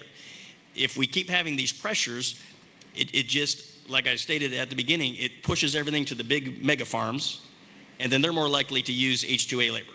So H-2A labor is generally a single person that comes up here on contract for a set period of time. They live on a bunk bed with their other people that they're living with. They're not participating. They're not paying any local taxes. They're just taking their wage, taking it back to wherever they come from, and they're not actually part of your community. So, you know, but for lack of alternatives, that's what's pushing our industry into that, which is leaving our, you know, actual communities poorer economically and, you know, less vibrant in terms of we're losing people and we're losing the ability to support themselves. So it's not just, again, and then, you know, everything's interconnected. If you don't have the farm workers here that are paying for this, okay, the car dealership doesn't make sales. The local stores and our rural communities really start to suffer. And it's, you know, it's death by 1,000 paper cuts. And that good intent, and by the time it gets to the ground level, it ends up making a secondary, you know, a cause and effect. And here we are with issues. So sorry, I'll stop talking. No. I love the color commentary. Are there any questions about labor or more comments? You can ask them later. If nothing's popped up now, apparently we have until 6:30. I don't have any questions, but I just wanted you guys to know that we've heard a lot of these concerns across the state. The housing thing is unusual. This is the only area where there's a lot of farm worker housing. So it's interesting to hear about that. Thanks. We've always had farm worker housing. I think it's smart that whoever built it a long time ago built it, because now you can't build it anywhere in the rest of the state. Yeah, it's one of the things that makes this region very unique is the fact that we have housing for so much of our workforce and have for a very long time. And we recognize that it benefits us as well. You know, without housing, people can't afford to live in this area. If we didn't already live here, we certainly couldn't. And so if we don't provide the housing, we don't have a workforce. It's definitely a mutually beneficial situation, but it is an additional cost and just something else we have to deal with, especially in terms of regulation. Elon Miller, for the record, I did have a question on, I'm not as familiar as I probably should be on H-2A, but some of the reforms that are being looked at federally, regulatorily, and even some discussion from a congressional potential standpoint. Are you all involved in any of that, and can you shed some light on what is being looked at? And in particular, I guess I'm worried more about, because I've definitely heard this, especially the scale and size of an operation to be able to command what's necessary for H-2A. And I used to work in Salinas Valley, so I'm pretty familiar with, they've pretty well all moved to H-2A and they didn't have it before, but what are some of those, again, maybe H-2A-ish barriers that could be looking at federal reform that you're aware of or could speak to? You should take that one. I'll take this one. So we've been using H2A for I think over 10 seasons now. Most of our acreage and tonnage is in the upper Hood River Valley. It's pears and apples that harvest pretty late in the fall. The weather usually can turn pretty wet and cold by that point. Cherries, we get a lot of migrant domestic workers in cherries, I think for several reasons. One, there's not a lot of crops in California that get harvested in those time months. Grapes, pears, things in California, wine grapes, they're pushed out later into the fall. So that's one reason. Kids are out of school. People are a little more willing to travel because the kids are not in school at that time. And the season's also pretty good. Sometimes Bakersfield in July is not the most fun place to be, and you come to Mid-Columbia, and it's a much nicer place to live and work for a few months or a few weeks in the summer. So we see a lot of migrant traffic, but it does taper off. A lot of people have made pretty good wages throughout the summer months, and so as we get into September, a lot of people start to go back home to California, and we were at a point where we are in our operation that we'd lose people. And I think it was 2015, we lost a significant amount of fruit on the ground during harvest because we didn't have a labor force. We lost maybe 20% in some of our later orchards. And so you can't run a business that way, not having a workforce that's going to get your crop picked. So we turned to H2A and have been using it since. We're a smaller operation. We talk about what a larger operation looks like. We bring, at peak, we brought 60 H2A workers this year.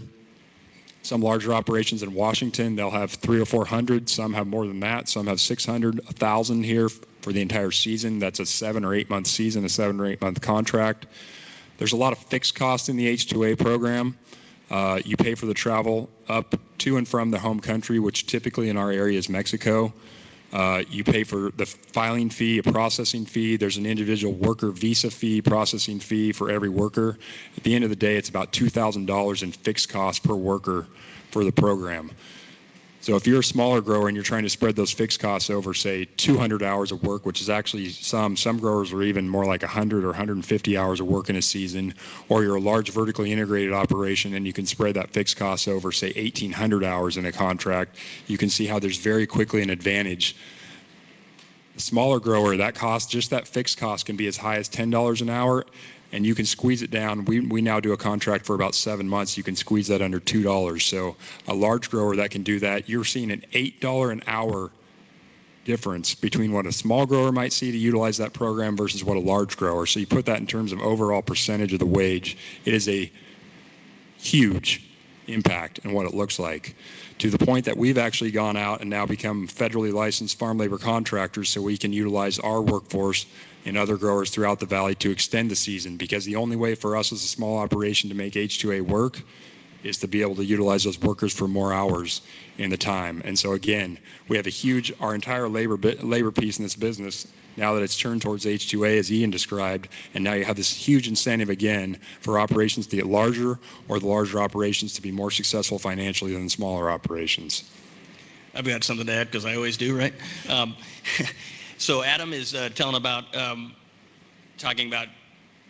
the pressures and the barriers to using the H2A program.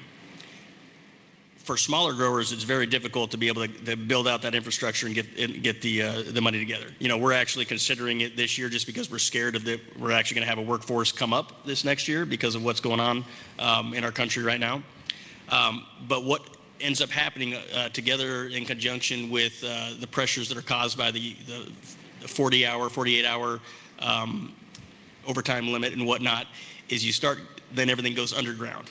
You overregulate it, you push it underground, and then you have all these quote-unquote labor contractors, which are a dude, or could be a lady also, driving a van with a bunch of people in the back, and that's a labor contractor. And basically they show up, hey, you don't know what side deal they got going on like that. It's if you want to talk about the potential for human trafficking, that's where it is right there. But people are pushed into that because they can't afford any other option, right? So a worker comes up, a group comes up, yeah, let's do this. So and even the state of Oregon, because I've participated in running multiple contracts, it has to get through the Oregon Employment Department as well, and they're looking for an excuse to deny it. I had one example where a lady who I worked with for years, who lives in the community, she was on unemployment. She came in and she straight up told me, she's like, look, I just want to keep the unemployment going. I'm like, okay, that's cool. I'm not going to make life hard for you. By the way, the only thing we got right now is the H2A contract. because it's law that during the course of your contract, you have to offer employment to anybody that walks through the door. And that's how the program works. So that means anybody coming off the street, you have to give them the same contract you would give to anybody that came from Mexico in the case of our areas here. Okay, the lady said, hey, here's a contract. This is what you'd have to do. You'd have to spray, drive a tractor, this is the contract. Do you have any questions? Then you have to log down that the person came and visited, and you're basically doing a paper trail to cover yourself. And it's a good thing that we did, because then this lady went back to get her benefits and told the people at the unemployment office, hey, yeah, the guy said it wasn't for girls, it's only for guys. And I'm like, whoa, whoa. So immediately, before talking to me, they put a federal hold on our H-2A contract. The folks that are up there at the they put a hold. They're like, okay, this clearly, we finally got one. That's somebody that's discriminating against a farm worker. You know, let's get this guy. So they stopped the contract.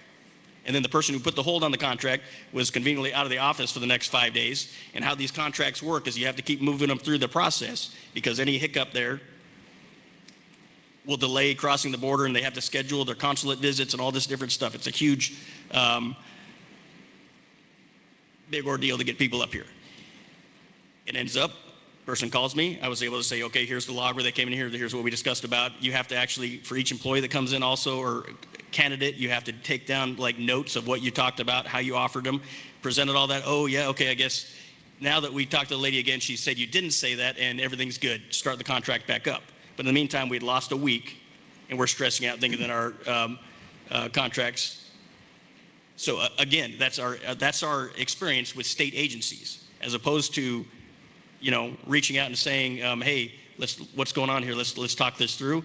Immediately, you're assuming bad intent and you're hammering it down, as opposed to working together with the farmer to try to, you know, find a solution. And that's a common experience that a lot of members of the agriculture industry in the state of Oregon, I think, have when they are interacting with some of the state agencies. ODA is the exception. And Chair Miller, you asked about congressional action and action at the federal level. There has been some movement this year specifically in that. Just within the last couple of months, the Department of Labor did come out with a rule that decreased the wage rate that we are required to pay to H-2A workers, because they wanted to account for essentially two factors. One is the fact that we are required to provide housing and also transportation to and from work every day for our H-2A workers. So they wanted the wage to reflect that when it didn't before. And the other piece is that the data that was collected to form what's called the adverse effect wage rate, which is what is the H-2A pay rate, it was based on taking wage surveys for people at all levels in ag operations, and then that was sort of averaged together. So they were taking data on our longtime foreman and supervisor wages, adding that in to our kind of field crew, harvest crew wages, and going, okay, well, this average is up here, so this is where we're setting your rate. That still is happening. They're looking at the methodology currently at the federal level, but that was what happened to create such a higher rate. And as I said, it's called the adverse effect wage rate, specifically because the federal government wants to make sure that domestic workers are not losing out on work opportunities by bringing in H-2A workers. They want to make this more difficult for us because they want to make sure we are prioritizing domestic workers. And we say, great, we'd love to prioritize them. We don't have any. So that's another complication of it too. But the current administration has been looking at it through their Department of Labor to try to fix some of those things. Great. Thank you. I believe, Director Norris, you have your hand up. Ellie? Thank you, Madam Chair. Sorry I am not there in person. I really wanted to meet some of my fellow fruit growers from the north. So as a blueberry farmer myself down in Southern Oregon, I feel a lot of the same issues and the same pinch points that you guys have discussed today. I did have a much larger question, but Leslie, you cleared up a lot of it with your last little talk about AWR and the new tier system and that new rule that came out in October. So good on that. But one issue we did run into nationally with H-2A this year was there was a lot of stalling with approvals, and that really affected getting workers in time for harvest for blueberries. Did you guys see the same kind of problem this year? We did in our cherry growers, especially. There's one larger grower that had an H2A contract. His group got stopped at the border for, I don't know, administrative issues with paperwork, and they were stuck there for so long that they never made it across. By that point, it was too late in the cherry harvest for him to utilize it, and so he said, never mind, send them back. I mean, it's too late. By the time they get up here, you know, I either will be done or the time will have passed for me to actually pick these cherries and get them to the packing house in time. By the time they get here, packing house won't take them. So there's definitely been a couple of instances in this area this last harvest season of contracts being paused for various reasons, and no one could really get to the bottom of it.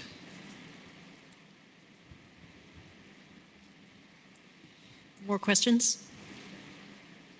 You want to move on? Let's see, what do we? Yeah, no, we've got 20 minutes. We've got 20 minutes. Okay. Yeah, I just wanted to make sure everybody had all their H2. It's complicated. We could talk all day about H2, but I bet you'd like to move on. Our third question is, if you had a magic wand and could change, eliminate, or create one policy to help advance or protect agriculture in the region, what policy would you change, eliminate, or create? So I think I'll start. We need meaningful input from ag employers at the state level. We are caught between the capitalistic supply and demand realities of the grocery industry and the well-meaning social agenda of the Oregon State Legislature. We only stay in business if we can have some profit left over at the end of the year so that we can continue to invest in our orchards and our housing and our employees. We have no control over the prices we receive, no matter how many well-meaning but suspicious labor advocates declare that we can.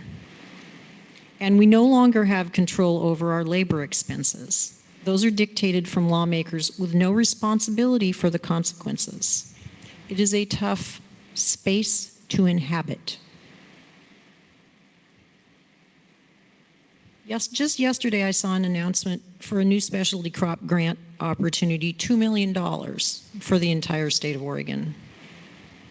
Our industry is not new. We've been producing pears for over a century because it makes sense. They are a specialty crop in Oregon, and they continue to be. It's easy to take for granted an industry that's been consistently and steadily producing food for decades. But replacing our contribution to the economy would be astronomically more expensive than supporting our continued existence. So I hope that in the future there will actually be input from farmers taken seriously at the state level. And every time I hear the advocates talking about me and about the people that work for me, I appreciate how much they care about those people, but it will never be as much as how much I care about them. You go. Just lost my train. I know. Well, that's okay. You can think. I wrote mine down, so.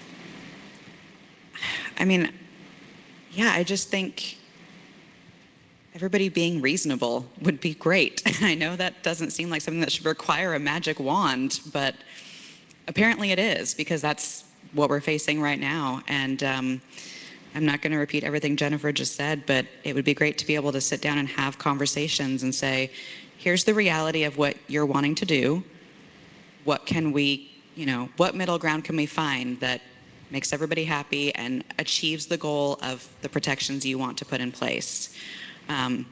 This idea that, the state should have a board of people that can dictate our wages that we pay. Yeah, come open my books. It's not pretty. You're going to find I can't pay anymore. I would love to pay my employees more. I work hard to make sure I pay them as much as I can. I literally have nothing left. And so it's very offensive to me, personally and professionally, when there are people who, are at the state level and they say, well, you need to be told how to treat your employees. you need to be told what to pay them. You need to be told that you're doing everything wrong and we're going to tell you how to do it right. I accept there are rules I need to follow for everyone's good and benefit. That's great.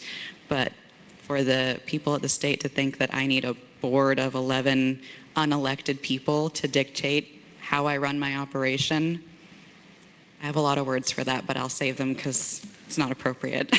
Well, and I'll add to that the fact that as an example, we've been dealing with OSHA for years, and they come and they say, your housing needs to be improved in these ways. And, years ago, there were definitely ways we could improve our housing, and when we do that.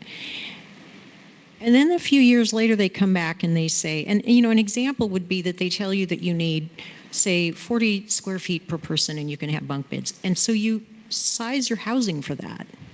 And then they come back and they say, no, it's 50.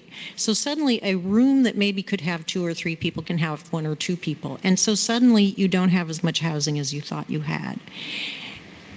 And often the excuse that you hear is, well, there's still bad actors out there.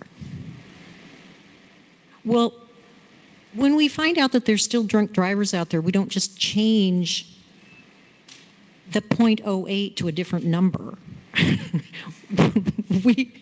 We enforce it.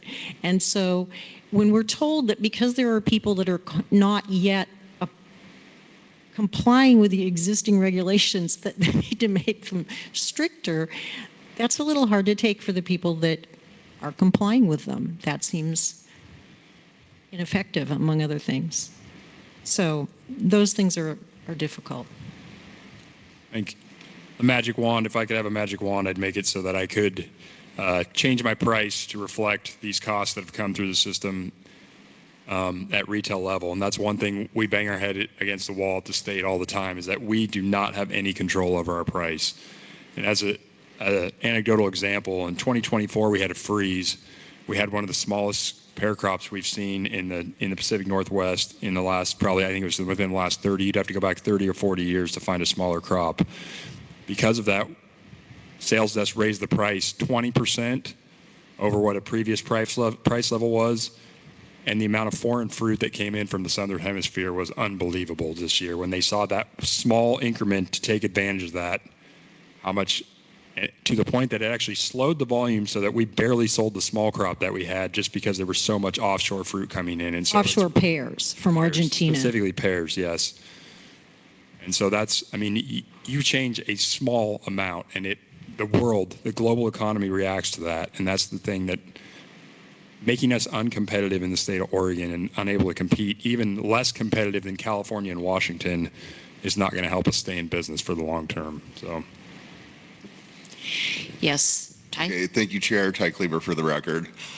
Unfortunately, there's entirely too much gloom about everything in ag right now, other than garlic and beef cattle. And realistically, how far from the breaking point are you guys? I mean, I think we're there.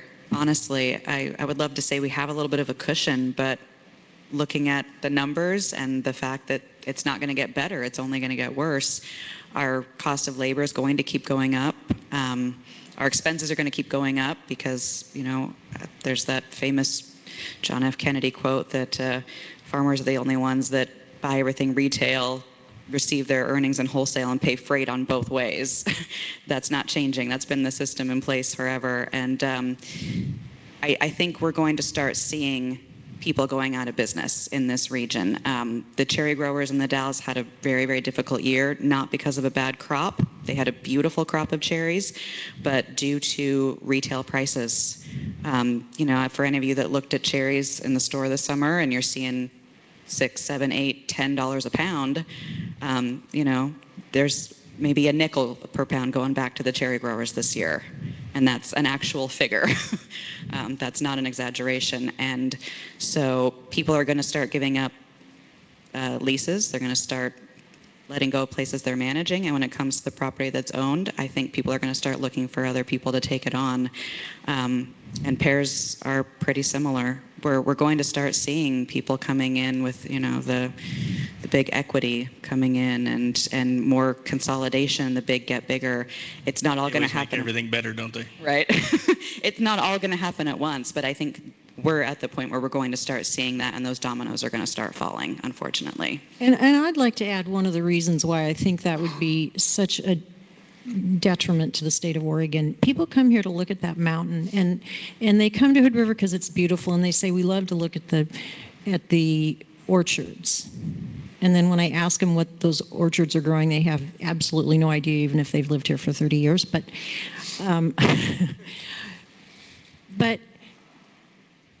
Hood River is really unique, and this is not just, that happens to be where I live. All these places in Oregon are unique. There are places in Eastern Oregon where the amount of wheat per acre is just astronomical because they have their own microclimate and, just an excellent place to grow their own specialty crop. But in Hood River, we have a mountain that gives us not only the weather that we get, it keeps, because of the way that we're situated, by the time the rain falls on Western Oregon and crosses over into Hood River County, enough of it's gone that we're not inundated, but we have a fair amount of water left. It's just basically the amount that we need to grow pears. And the fact that we have a mountain there also gives us slope. And so we have a longer growing season because in the spring, when we have cold mornings, if you have a little slope, you all know this if you're farmers, your cold air is going to slide down off of it. And you're going to have a longer growing season because on those cold nights, you're not going to get as much frost, not to mention the water that comes off that mountain. And so even though this has become a place that's very popular for just living in and looking at the mountain, I can't help but part of the reason that people like it is because somehow we're inside of ourselves. We like the places that feed us. And this is one of those places that feed us. And if it's not us feeding someone, hopefully it will be someone feeding food to the world. I mean, that's what we do here. And you guys are the Department of Agriculture. And I hope that we can keep producing food. Who else has a magic wand? What would you do with your magic wand? I got all kinds of magic wands I'd like to see happen, but that's probably for a conversation over a beer down in the bar. We are getting killed on, what we get back to the farm. We're getting crushed. There's a big consolidation of retailers that's making it tough for us. Conversations that have come up on the Oregon Sweet Cherry Commission, our marketing dollars go to Northwest Cherry that promote cherries together with Washington, Oregon, Idaho, I guess Montana, and maybe Utah has some cherries too. We pool the money there. But that is entirely, money generated from assessments off of growers. We're producing our own money. And can't remember the guy's name, but he always tells me if we're within the ODA rules before I sign something. So that's good that he's there to keep us on track. But also, if one of the the missions of the Oregon Department of Agriculture is the promotion of our Oregon-grown crops, we could use some help promoting Oregon-grown crops. And I was looking at today the Business Oregon webpage. I don't know if you've ever seen that. That's supposed to help business stuff. Like the number one thing they have in our Mid-Columbia region here is a organic dog food called, that's like the big focus of the state of Oregon's business thing and awesome for that business. Awesome for the dogs to get to enjoy that dog food. But in terms of the economic impact that it has on our communities here, I would say that's pretty minimal for that to be like the headline thing for Business Oregon. So I would just, if there's any way that the Oregon Department of Agriculture can help the different commodities that we grow in this state to promote those and try to maybe get some recognition in the marketplace, that would be helpful.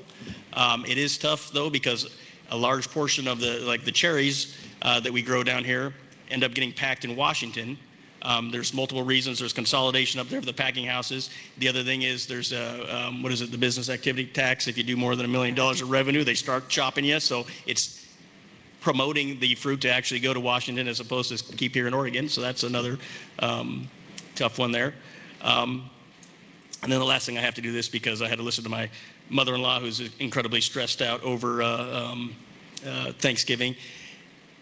We've had advocacy groups really pushing on the our industry because we use a lot of human labor that's primarily immigrant farm labor.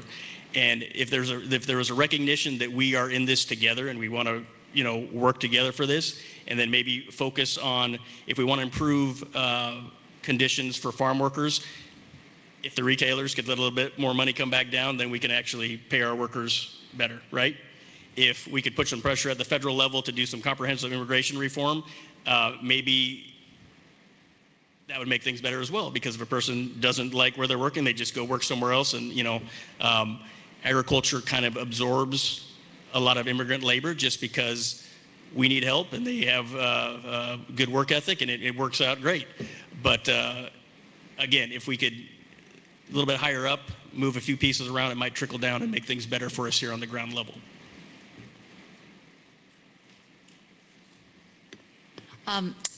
Elon Miller, for the record, I'll just mention one thing.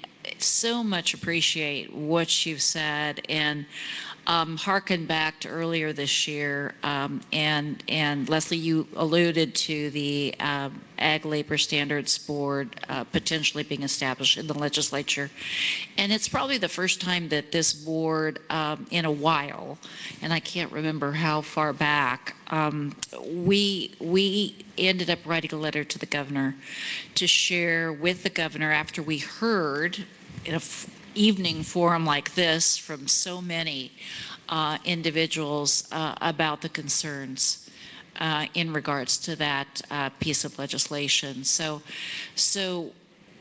I hear you on creating a voice. We've been talking about that voice situation here on this board a lot. And so again, it helps us to understand and hear the specifics. It's pretty painful to hear, those of us as farmers, pretty painful, but to hear the real implications and the impacts of you know, a beautiful industry up here where it's happening in pockets elsewhere in the state. But I think for labor, you all are probably at the point of the spear here. And so very, very much appreciate. But I'll ask if there's any other questions from my fellow directors, and then if there's anything closing here for you all or a closing question you might have. We have a few more minutes left, certainly. I just wanted to say thank you. I wasn't aware that the Board of Ag had decided to write a letter regarding House Bill 2548, and if ever we needed anyone to jump into action, that was the time. So thank you for having that discussion and deciding to be a part of that voice. I know it's difficult as a state agency to thread that needle when it comes to those sorts of things, but yeah, thank you. Stacy Simonich, for the record. As you know, and I've met, I think, all of you before, we have the Mid-Columbia Agricultural Research and Extension Center here in Head River. In fact, the director's sitting in the back of the room. And I just wanted to thank you for your excellent partnership with us. In fact, the board will tour the station, the Research and Extension Center tomorrow. So thank you for your continued partnership, and it's a pleasure to try and support all of you. Thank you, Stacy. And I just wanted to thank you all for coming in and sharing the stories, the concerns, and the issues. I think it's incredibly timely, given this week the governor has started to set up a prosperity council and hire a prosperity officer. The comparison here in terms of by state is incredibly helpful as we think about why Oregon has competitive issues. And so this has been really helpful for me in terms of this conversation, the timing of it, and some of the conversations that are evolving rather rapidly, even in the last hour before this. So, well, I'm continuing to work on comparison of different state regulations. I will be happy to pass them along to you so you have that data. That would be wonderful. Thank you. Well, again, thank you. Oh, yes, Mike. Did you have or Ty?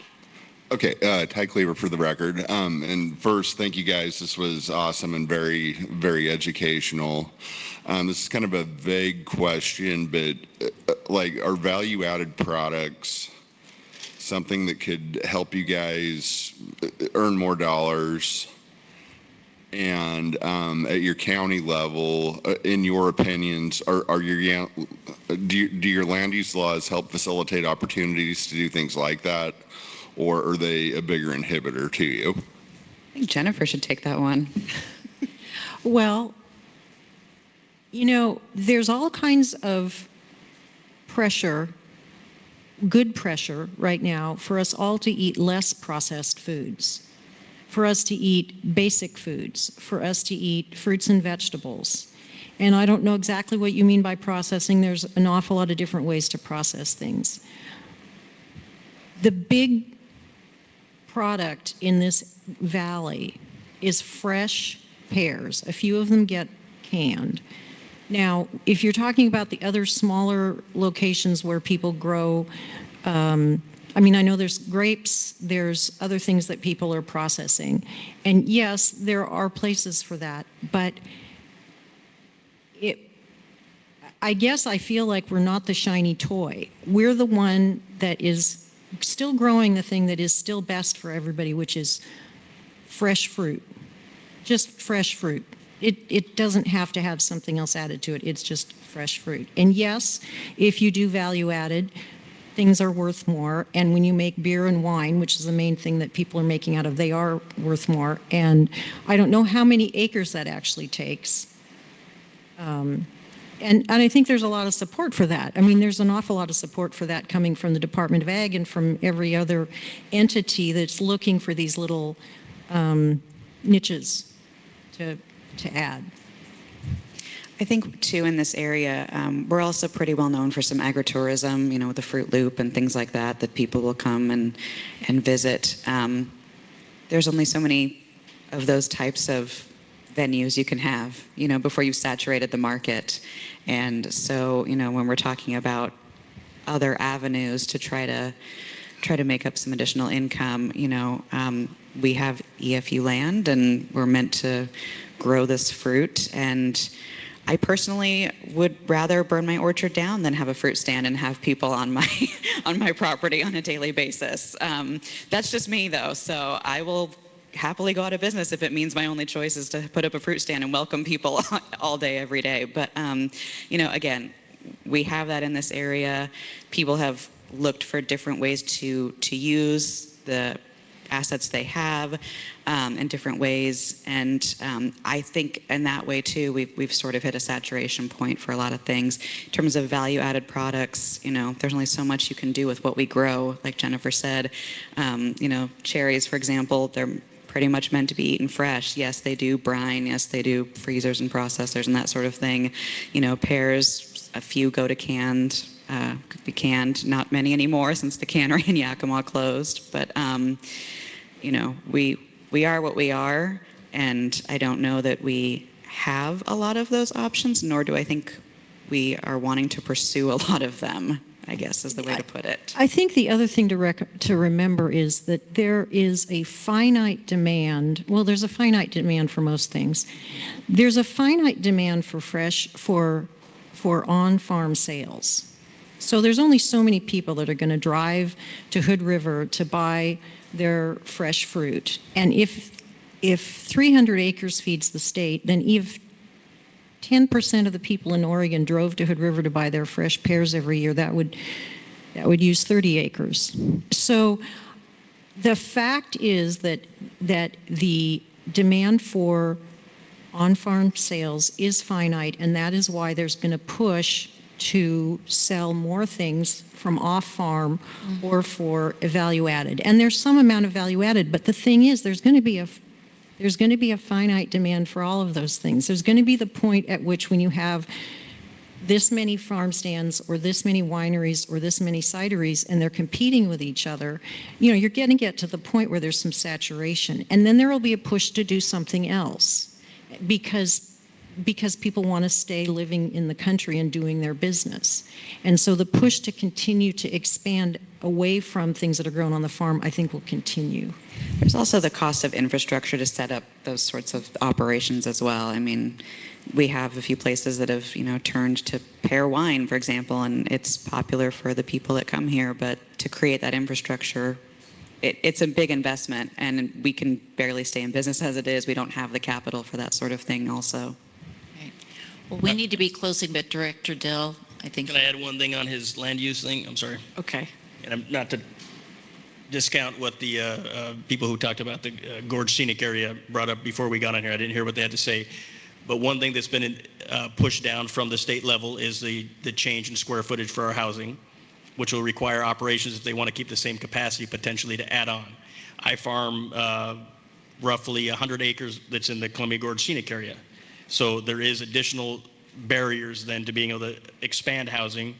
If I ever get to the point where I have enough money to do that, it would also be hard to have to get through that permitting process as well. So that is another kind of conflict of land use laws that is also affecting the bottom line and our ability to put in additional housing. Do we have another Dr. Dill? Mike Dill for the record. You've talked a lot about regulations and mandatory, compliance. I'm curious if you're feeling any pressure from buyers and retailers to add on additional certifications and attributes, carbon sequestration, Food safety. emissions. Well, food safety is one thing that's somewhat required, but EFI certification, like social justice certification, regenerative, like these things. I work for a distributor, and we talk to a lot of wholesalers, and they're asking for these things too. So I'm just curious if on top of all the mandatory things, if you're getting pressure for some of these voluntary reportings and certifications as well. Want to take that? I'm sure those are coming. Yeah. I mean, we voluntarily chose to go organic because we saw Costco narrowing the number of SKUs it's going to. I mean, SKU reduction at retail is a huge thing, and so if they're going to carry something, a conventional consumer doesn't care so much if it's organic or conventional, but our organic consumer is only going to buy the organic. So kind of the note was, if they're going to carry a SKU, they're going to carry the organic SKU, and so we transitioned some acres to organic apples for that reason. And I know kind of under the food safety umbrella, those sorts of conversations have been happening as well, those additional certifications and things. And that's also, it's that pressure from the retailers to say, yeah, we'll buy your stuff if you'll make sure you have X, Y, and Z labels attached to it, because we want our consumers to know that this is what we're providing them. And again, I understand they want to make their sales as well. They have to move their inventory, but those costs keep coming back to us. Every additional certification, every additional, any kind of program that we enroll in, whether it's required like food safety rules or something voluntary like the social justice issues and those certifications, we have no place to pass those costs on to. The retailers want them, and even though it's not an official requirement, it is an unofficial requirement. Global Gap, both Global Gap and SQF have moved in their newest versions to, they now have an energy component. How are you using energy on farm? I mean, they're starting to look down. Yes, what's your sustainability plan? Where do you park your tractors? Where they leak and water use, not just from a food safety perspective on water, but how are you monitoring how much water are you using? Are you using it conservatively and those types of things? Yeah, our food safety program that we follow, just like Adam said, the most recent version added a requirement that X number of acres or a percentage of our acreage be for bee pollination habitat. I said, well, all of it is. I mean, yeah, I meet that, but they said, no, not the operational acres, but just, do you have other stuff around you that could count? I said, well, yes, technically, because out of my 50 acres that I own, 8 of them are just wooded areas. So yeah, that meets the requirement, but why does food safety get to dictate to me how I use my property? What if I didn't have that wooded area? And so, again, it's that case of it's voluntary, but not really. And we do realize that the Board of Agriculture can't control. Yes, it's not under your purview. All of these other programs. So there is interest, they just don't want to pay any more money for it. So it's one of those business decisions. So eventually they'll just require it. Well, again, on behalf of the board and actually all of agriculture, this was very, very helpful and especially timely, as Director Sharpelos-Hansen said. And again, we'll make sure you get a copy of the letter that we sent to the governor last year. I thought that maybe others would have had that by now. I would love to see it. Thank you. I have not so fond memories of that time after the public hearing when everyone was just very dour. It was a bad mood that night. It definitely, let's just say it was a down mood, but sometimes these things can be inspirational in the right way. Exactly. It's when you band together. Exactly. So anyway, thank you. And I will go ahead and adjourn our meeting for today. We'll reconvene tomorrow morning.